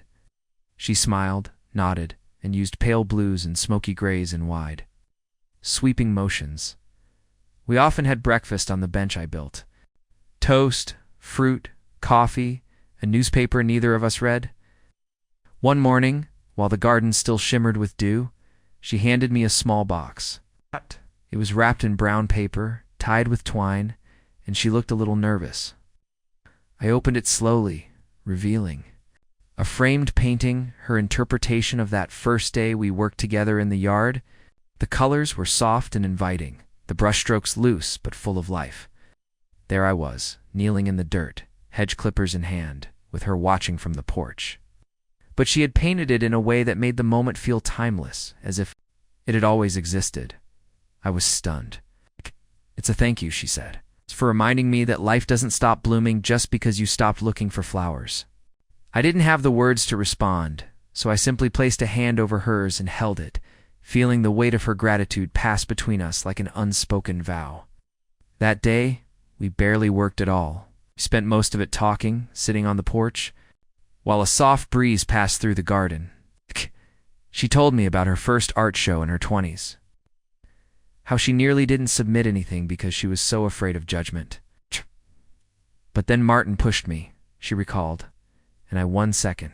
Prize for a piece I almost threw away. Her eyes shined with the memory, not of the award, but of someone believing in her when she didn't believe in herself. That led us to talk about fear, how it holds people in place long after it's outlived its purpose. She admitted that after Martin passed. She began to measure every part of her life and risk. How much would it hurt if this fell apart? How much would I lose if I let someone in again? I listened, not interrupting, just holding space. When she turned the question on me, what was I afraid of? I had to think longer than I expected. I told her I was afraid of leaving too quickly, of always being the man who showed up, helped out, and disappeared without warning. That I was afraid of finally being needed and not knowing how to handle it. She didn't respond with a solution, just squeezed my hand and said, "Then maybe it's time to stay." That evening, as we were packing up tools and folding up the outdoor chairs, she looked at me with a kind of calm resolve. "I want to show you something," she said. I followed her inside, down the hallway, past the bedroom, to a door I hadn't seen open before. She paused before turning the handle. "This was Martin's study," she said. "I haven't been in here since the funeral." She opened the door slowly. The room was preserved like a photograph book's neatly shelved, a desk with papers still arranged in a quiet state of intention, a coat draped over the back of a chair. Dust floated in the sunlight. It was a room filled with echoes. She stepped inside, walked to the window, and opened it wide. Fresh air spilled in. Then she turned to me. "I think it's time this room starts living again." I asked what she had in mind. She smiled. "A studio. For painting. For tea. For conversations." She reached for my hand. "For us." It wasn't a grand declaration. It wasn't even labeled with a name. But it was a step-a, real one. A quiet opening of a door, both literal and emotional. I squeezed her hand and nodded, and together we began to move some of the things out. Not to erase Martin, but to make space. For light, for breath.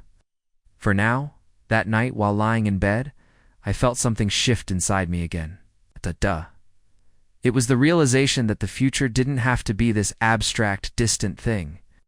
It could be built day by day, in small, beautiful choices, like unlocking a door that had been closed for too long. Like painting again after years of silence. Like showing up, not to fix something broken, but to witness something blooming. The transformation of Martin's old study into Eleanor's new studio wasn't done in a single day, but it didn't need to be. It became a project we worked on, slowly, deliberately, treating each task with the kind of care usually reserved for sacred things. We cleared out the bookshelves first, stacking the novels and manuals into boxes that she said she would donate to the local library. Some she set aside titles Martin had read out loud to her during slow winter evenings, books she wasn't ready to part with yet. We cleaned the windows, wiped down the desk, and brought in a new canvas, still wrapped in plastic, as a kind of symbol, a blank beginning inside a room full of memories. She decided to leave some of Martin's things, like a vintage lamp and a framed quote that hung above the desk.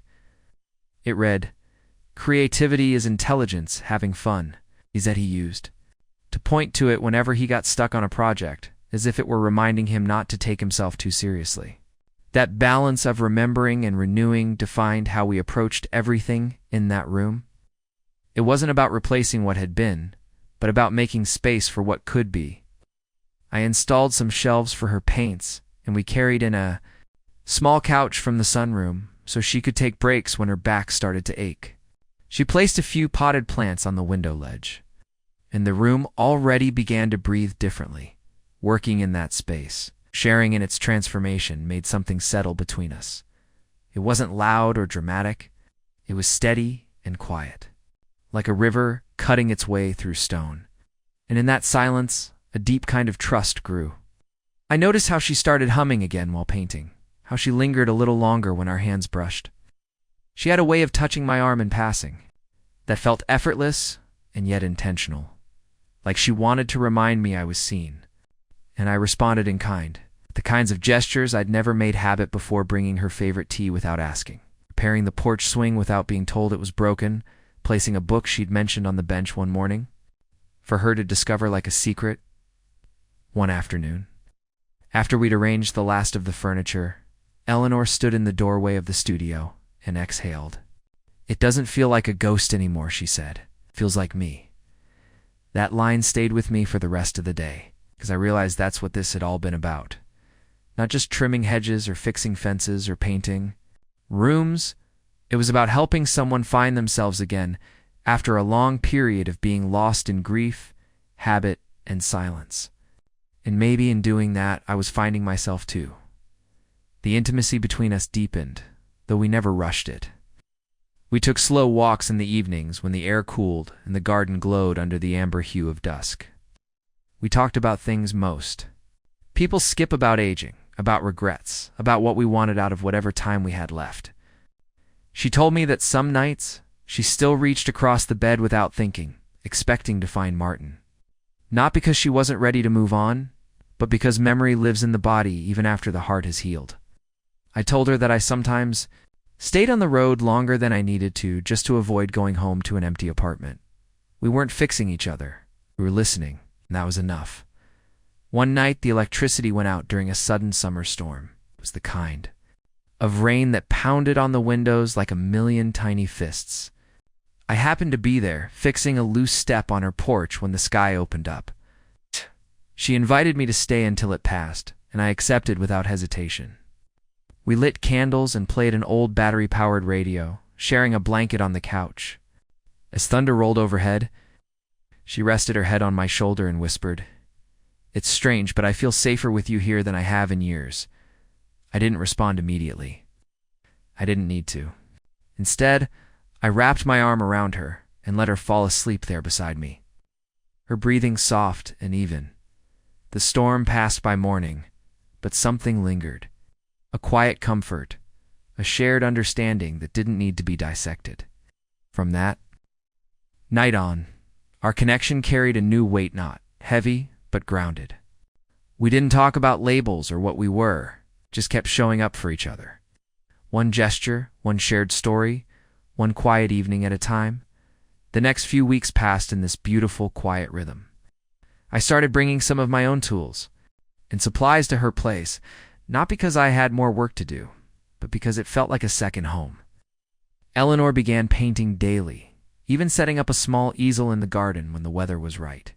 She showed me one piece, an abstract splash of greens and golds, that she said was inspired by our first week together. "It's messy and unsure," she said, "but it feels alive." I told her that was exactly how I felt inside too, uncertain. A little chaotic, but more alive than I had in years. We didn't need milestones. We didn't need declarations. What we had was a kind of mutual unfolding, a blooming that didn't require explanation. And that, in itself, felt like the rarest kind of love. The kind that doesn't arrive like lightning, but like sunrise soft. Steady, undeniable.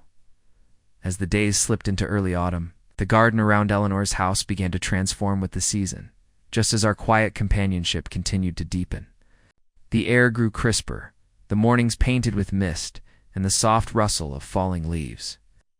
Each day I found more reasons to linger, whether it was to help with small repairs around the house, or simply to share those moments when the world seemed to slow down just enough for two people to exist without rush or distraction. Eleanor had begun to open up even more, sharing stories of her younger years, of dreams deferred and risks not taken, her voice steady but tinted with a wistful warmth. I listened, recognizing in her memories the echoes of my own past paths. Chosen and abandoned, chances missed, and lessons learned. The new studio was thriving, a space where Eleanor could pour herself into her art without hesitation. I often found her seated in front of a canvas, brush poised as if waiting for inspiration to strike, only to see her start with slow, deliberate strokes that grew bolder as the moment unfolded. Sometimes I'd bring a cup of coffee or a sandwich, setting them down quietly so as not to interrupt the delicate focus she cultivated. Watching her create was like watching someone rediscover a long-lost language, the one that speaks directly from the heart. It made me think about the ways people heal, how even the most broken parts can find new life through patience and care. One afternoon, as I was fixing a loose step on the porch, Eleanor called me inside with a tone I hadn't heard before. It was gentle, but carried an unspoken urgency. She led me to the living room where she had spread out a collection of old letters. In photographs, the edges yellowed and fragile. These were memories she had tucked away, artifacts of a life filled with love and loss. She wanted to share them with me, not just as stories, but as pieces of her soul she hadn't shown anyone in a long time. We sat on the worn rug, turning pages and unearthing moments frozen in Tima wedding photo. A snapshot of her and Martin on a summer day, a letter written in a trembling hand during a difficult winter. Each piece carried weight, but also tenderness, as if inviting me to understand the layers beneath the surface. That evening, over simple dinner, the conversation drifted toward the idea of second chances. Eleanor confessed how she had once believed that some chapters of life closed forever, that grief would be a wall she could never climb. Yet here we were, quietly navigating the uncharted territory of a new connection. I shared my own fears, the fear of losing myself again, the fear of becoming vulnerable in ways I had long avoided. She listened without judgment, her eyes steady and warm, and for the first time, I felt the kind of acceptance that doesn't demand perfection but celebrates honesty. We agreed that there was no map for what we were building, no roadmap to guide us, only the trust we were willing to place in each other. One crisp morning, I arrived early, the sun just beginning to lift above the trees. Eleanor was already in the garden, kneeling beside the rose bushes, hands dirt-streaked and focused. She looked up when she heard the gate creak and smiled. There was something about that smiler, a mixture of gratitude, vulnerability, and quiet strength, that struck me deeply. We worked together, pruning the thorny branches, carefully shaping the plants as they prepared for the coming cold. It was an intimate act, a shared ritual that felt symbolic of much more than gardening. With each snip of the shears, we were trimming away old fears, old wounds, making room for new growth. Later that day, Eleanor surprised me by inviting a few neighbors over for tea in the garden. It was the first time I saw her in a different light, surrounded by community, laughter, and warmth. People talked about the house's history, about Martin's kindness and Eleanor's generosity.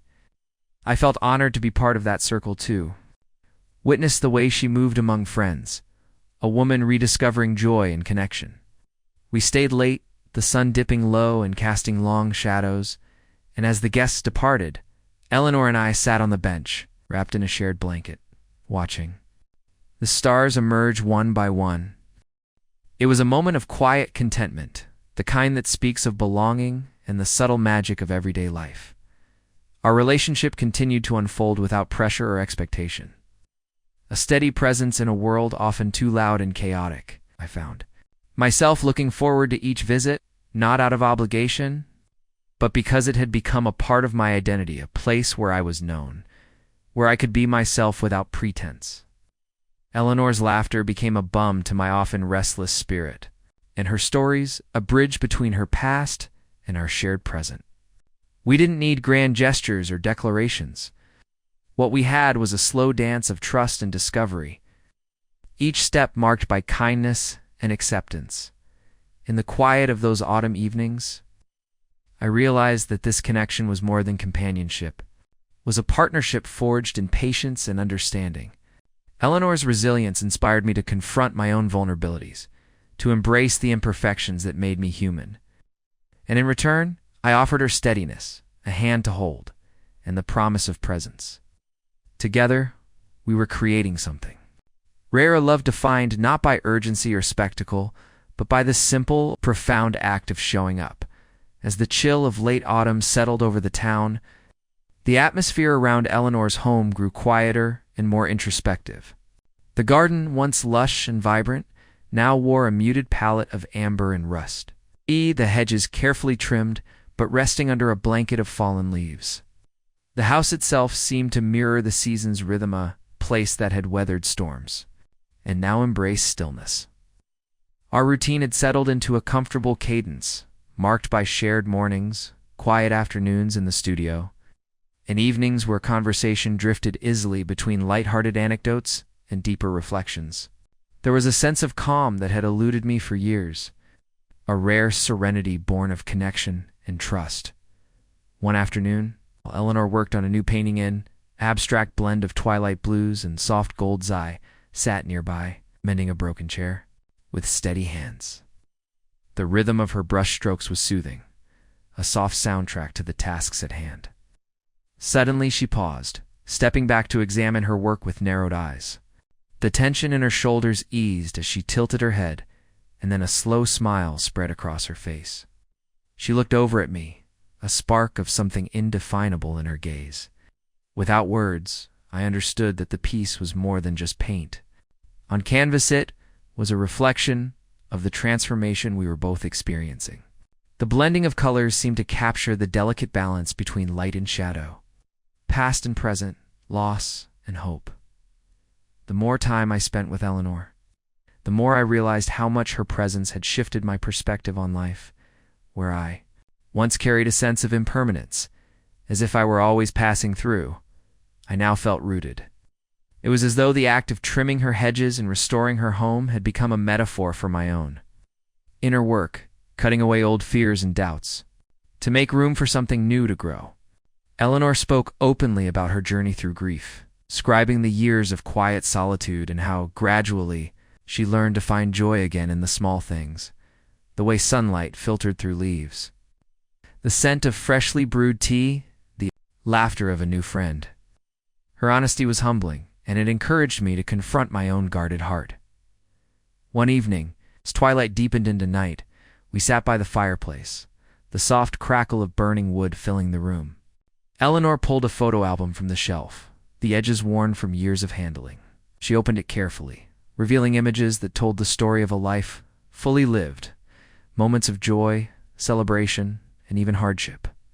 As we flipped through the pages, I saw her smile soften, and I felt a profound sense of privilege to be invited into these intimate memories. The photographs were not just relics of the past. They were bridges connecting us, weaving our stories together in quiet harmony. It was during one of these shared moments that Eleanor confided something she hadn't spoken aloud before, the fear that her heart might never fully heal, that the pain of losing Martin might always cast a shadow over her happiness. She wondered if she was being selfish by allowing herself to hope for more, for companionship, for love. I listened without interruption, feeling the weight of her vulnerability. Then I told her about my own fears, how I sometimes questioned whether I deserved to be truly seen, to be loved without reservation. Our shared fears became a quiet bond, a testament to the courage it takes to open oneself up again after loss. The days grew shorter, and the first whispers of winter teased the air. We spent more time indoors, Eleanor painting by the window, while I repaired a cabinet or organized tools in the garage. There was a comfortable silence between us, punctuated by occasional laughter or the soft murmur of conversation. One morning, I brought in a small firewood basket, stacking logs carefully by the hearth. Eleanor watched me with a gentle expression, and I realized how natural it felt to be part of her world. The house no longer felt like someone else's. It was becoming ours, in the quietest, most profound way.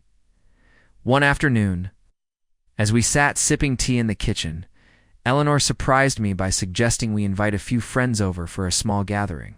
She wanted to share the warmth she was rediscovering, to celebrate the new chapter unfolding. Planning the event together brought an unexpected energy, a sense of anticipation and joy that contrasted with the introspective months before. We prepared the house, baking simple treats and arranging flowers from the garden. The day of the gathering arrived, with crisp sunlight and clear skies. And as neighbors and friends filled the rooms with laughter and conversation, I felt a deep gratitude for the life we were building, not perfect, but real and meaningful.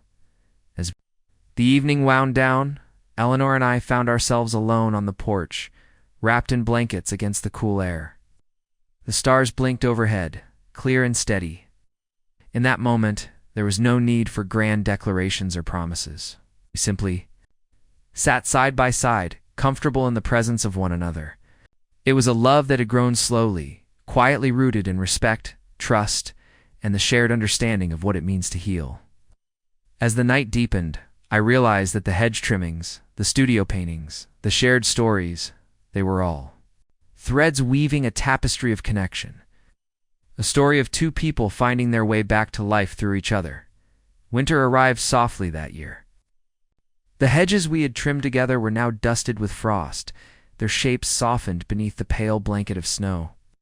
Inside, Eleanor's studio glowed with warmth, the flickering light of candles mingling with the soft hum of a heater. A contrast between the cold stillness outside and the life inside that room was a reminder of resilience, the way something beautiful could persist, even in the harshest conditions. Our days were slower now, measured more in moments of comfort than tasks completed, and I found myself savoring the simplicity of presence over productivity. Eleanor and I grew accustomed to the rhythms of winter. Mornings began later, the sun rising lazily behind gray skies, and we would share quiet breakfasts by the kitchen window, watching birds flit through the bare branches. She had taken to baking bread, the scent filling the house and wrapping us in a tangible warmth. Ow. Sometimes, while waiting for the dough to rise, we would sit near the fireplace and talk about everything and nothing, the kind of conversation that flows naturally when two people feel safe with each other. She told me about her childhood winters, the way snow transformed the world into a playground, and I shared stories of cold mornings on the road, wrapped in layers and hope. One particularly chilly afternoon, Eleanor invited me to help her organize a stack of old journals she'd kept over the years. We sat cross-legged on the living room floor, flipping through pages filled with handwritten thoughts, sketches, and photographs tucked between entries. Reading her words was like peering into the private folds of her heart, a place both fragile and fiercely alive. I saw entries marked by hope, by despair, by quiet determination. There were moments when she questioned herself, times when she celebrated small victories, and reflections on love that felt timeless and raw. It was humbling to witness this vulnerability, and it made me appreciate the trust she placed in me by sharing it. As we worked, the conversation turned to the nature of memory, how it shapes identity and colors the present. Eleanor spoke about the way grief could distort time, making the past feel both distant and ever-present. She described the struggle to hold on to cherished moments without being trapped by them, a balance she was still learning to navigate. Related to that deeply, recalling the times I clung to old routines and places in an attempt to avoid the unknown. Together, we acknowledged that healing wasn't linear. It was a series of small steps forward and backward. It's a dance of acceptance and hope. The quiet intimacy of those moments laid the foundation for a new level of connection between us. It wasn't marked by dramatic declarations or sudden changes, but by the steady accumulation of trust and understanding. Eleanor began to share her art beyond the walls of her studio, submitting pieces to a local gallery and even hosting a small exhibit. I was there the night of the opening, watching her light up as friends and strangers admired her work.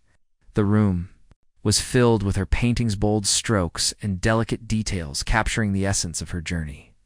Seeing her courage to share herself so openly was inspiring, and I felt proud to be a part of her story. Our bond grew stronger not just through shared experiences, but through the quiet acts of care we offered one another. I fixed a leaking faucet without being asked, brought her favorite tea when the days felt heavy, and listened when she needed to talk. She, in turn, tended to the garden with renewed enthusiasm, prepared meals that warmed the soul, and created art that spoke of hope and resilience. There was a rhythm to our lives, comforting predictability that didn't stifle, but rather nurtured growth. One evening, as snow fell gently outside, Eleanor and I sat by the fire, wrapped in blankets and sharing stories from our past. She spoke of her fears, the vulnerability of opening her heart again, the lingering shadows of loss. I shared my own uncertainties, the challenges of trusting after years of solitude. We acknowledged that while we couldn't erase the past, we could choose how it shaped our future. It was a conversation filled with honesty and courage, a testament to the strength found in vulnerability. The seasons continued to turn, and with spring on the horizon, there was a sense of renewal in the air. The garden, once dormant, promised new growth, and so did the quiet connection between Eleanor and me. We weren't rushing toward anything defined or labeled. Instead, we were savoring the unfolding of something genuine, a companionship rooted in respect, trust, and shared healing. The act of trimming our hedges had become more than a task. It was a metaphor for the ways we tended to each other's hearts, carefully pruning away pain to make room for light. With spring's gentle arrival, the garden around Eleanor's house began to stir with new life. The hedges, once carefully trimmed, now pushing fresh, vibrant shoots toward the sun. The air was warmer, filled with the sweet scent of blooming flowers and the promise of growth. Our days grew longer too, and with that came a lightness in our routine. The quiet stillness of winter gave way to renewed energy, both in the world outside and in the bond that had quietly flourished between us over these months. We found ourselves spending more time outdoors, walking through the neighborhood, sharing stories, and simply being present in each other's company without the need for its words to fill every moment. Eleanor's art began to reflect this shift. As well, the canvases in her studio, once dominated by muted tones and introspective themes, now burst with color and movement. She experimented with landscapes, flowers, and light itself, capturing not just the physical world but the feeling of hope that was growing inside her. Watching her create was a privilege. I could see the joy in her eyes, the way her hands moved with confidence and purpose. It reminded me that healing isn't a destination, but a continuous process, a journey that unfolds in layers, each new brushstroke a step forward. One afternoon, while I was fixing a broken fence post at the edge of the property, Eleanor invited me inside. Her voice carried that familiar, gentle urgency I had come to recognize as a sign that something important was about to unfold. She led me to the living room where a collection of photographs lay spread out on the coffee table, images of places she had visited, moments of laughter frozen in time, and a few candid shots of Martin that she had kept close. She wanted to share more of her story with me, to let me into the chapters of her life that hadn't yet been spoken aloud.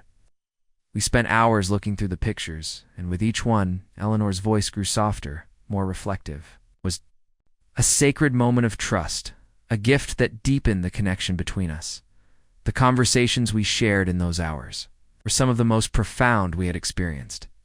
Eleanor spoke about love, its power to transform, to heal, and sometimes to break us open in ways we never expected.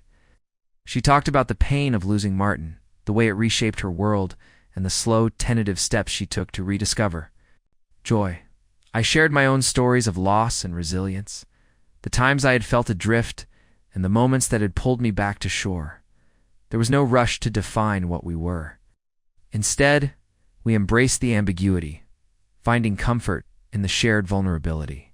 The space between us felt sacred, a place where two souls could meet without fear or pretense.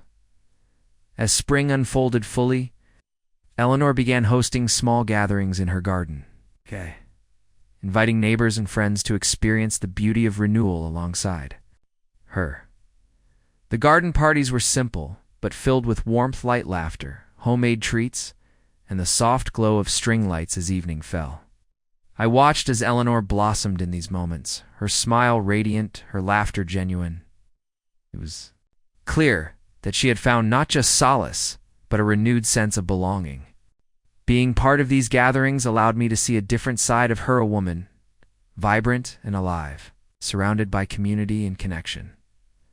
One evening, after the last guest had departed, and the garden lay quiet under a blanket of stars, Eleanor and I sat on the porch steps wrapped in a shared blanket. The night air was cool, but gentle, and the silence between us was comfortable. She spoke softly about the future, not with certainty, but with hope. She admitted that while the past would always be a part of her, she was ready to embrace whatever came next, whatever that might look like. I felt a swell of emotion, a mixture of gratitude and awe for the journey we had taken together. It was clear that what had started with trimming hedges and fixing fences had grown into something far more profound, a connection that transcended circumstance. In that moment, I realized that the true beauty of our story lay not in the destination, but in the journey, the slow, deliberate unfolding of two people learning to trust again, to love in new and unexpected ways. We had built a relationship, grounded in respect, patience, and a deep understanding of each other's scars and strengths. It wasn't perfect, but it was real, and that made it all the more precious. As the first light of dawn touched the horizon, Eleanor rested her head. On my shoulder, a silent affirmation of the bond we shared. The garden, the house, the trimmed hedges, all of it felt alive with possibility, testament to the power of healing and the resilience of the human heart. Together, we were writing a new chapter, one filled with hope, courage, and the quiet promise of tomorrow. The days that followed felt like the gentle unfolding of a new chapter in both our lives, marked not by grand gestures or dramatic revelations, but by the quiet strength found in shared moments and simple acts of care. The garden, once a place I tended only out of duty, it's become a symbol of growth and renewal, not just for Eleanor's home, but for our connection. Each branch trimmed, each leaf swept away, was a small step in nurturing something fragile, yet resilient between us. Our relationship had transformed from cautious companionship into a profound bond, one defined by mutual respect, patience, and an understanding that healing is never linear, but always possible. Eleanor's art continued to flourish, her paintings now celebrated by a growing circle of admirers who recognized the raw emotion and beauty captured on each canvas. I remained her steadfast supporter, quietly proud of the courage she showed by sharing her story through her work. Our conversations deepened, touching on dreams once set aside and the possibilities that still lay ahead. There was an openness between us now, a willingness to embrace uncertainty together rather than fear it alone. The walls that once kept us guarded were slowly dissolving, replaced by trust that felt as natural as breathing. One afternoon, as the sun cast long shadows across the garden, Eleanor invited me inside to see a new piece she had been working on, a large canvas that captured the very essence of the seasons we had shared. It was a swirl of colors and textures, vibrant yet soft, chaotic yet harmonious. She told me it was her way of expressing the journey we had taken, not just the pruning and trimming, but the quiet moments of reflection. The laughter, the tears, and the steady presence of someone who simply showed up. I looked at the painting and saw our story reflected back, a testament to resilience, hope, and the transformative power of companionship. In the weeks that followed, we continued to build on the foundation we had laid. There were still moments of uncertainty, times when the past crept in like a shadow, but those were met with honesty and gentle reassurance. We learned to navigate the complexities of blending to lives that had known loss and solitude, recognizing that the beauty lay not in perfection, but in acceptance. Our days were filled with laughter and quiet conversation, shared meals, and spontaneous adventures. The kind of ordinary moments that become extraordinary when shared with the right person. As spring blossomed fully around us, the garden became a living reminder of the journey we had undertaken. The hedges we had trimmed together stood strong and vibrant, a symbol of the care and attention we had invested not only in the landscape, but in each other. Eleanor and I often sat on the porch in the evenings, wrapped in blankets against the cool air, watching the stars emerge one by one. There was a profound peace in those moments, a sense that we were exactly where we were meant to be, reflecting on the path that had brought us here. I realized that our story was one of redefinition, of love not as a dramatic climax, but as a steady, enduring presence. It was about showing up, day after day, with kindness and patience. It was about embracing vulnerability and finding strength in connection. Eleanor and I had taken something broken, shaped by grief and solitude, and transformed it into a quiet celebration of life and hope. The hedge trimming, the art, the shared stories, they were all threads woven into the tapestry of a new beginning, looking forward. There were no promises or guarantees, only the commitment to continue walking this path together, wherever it might lead.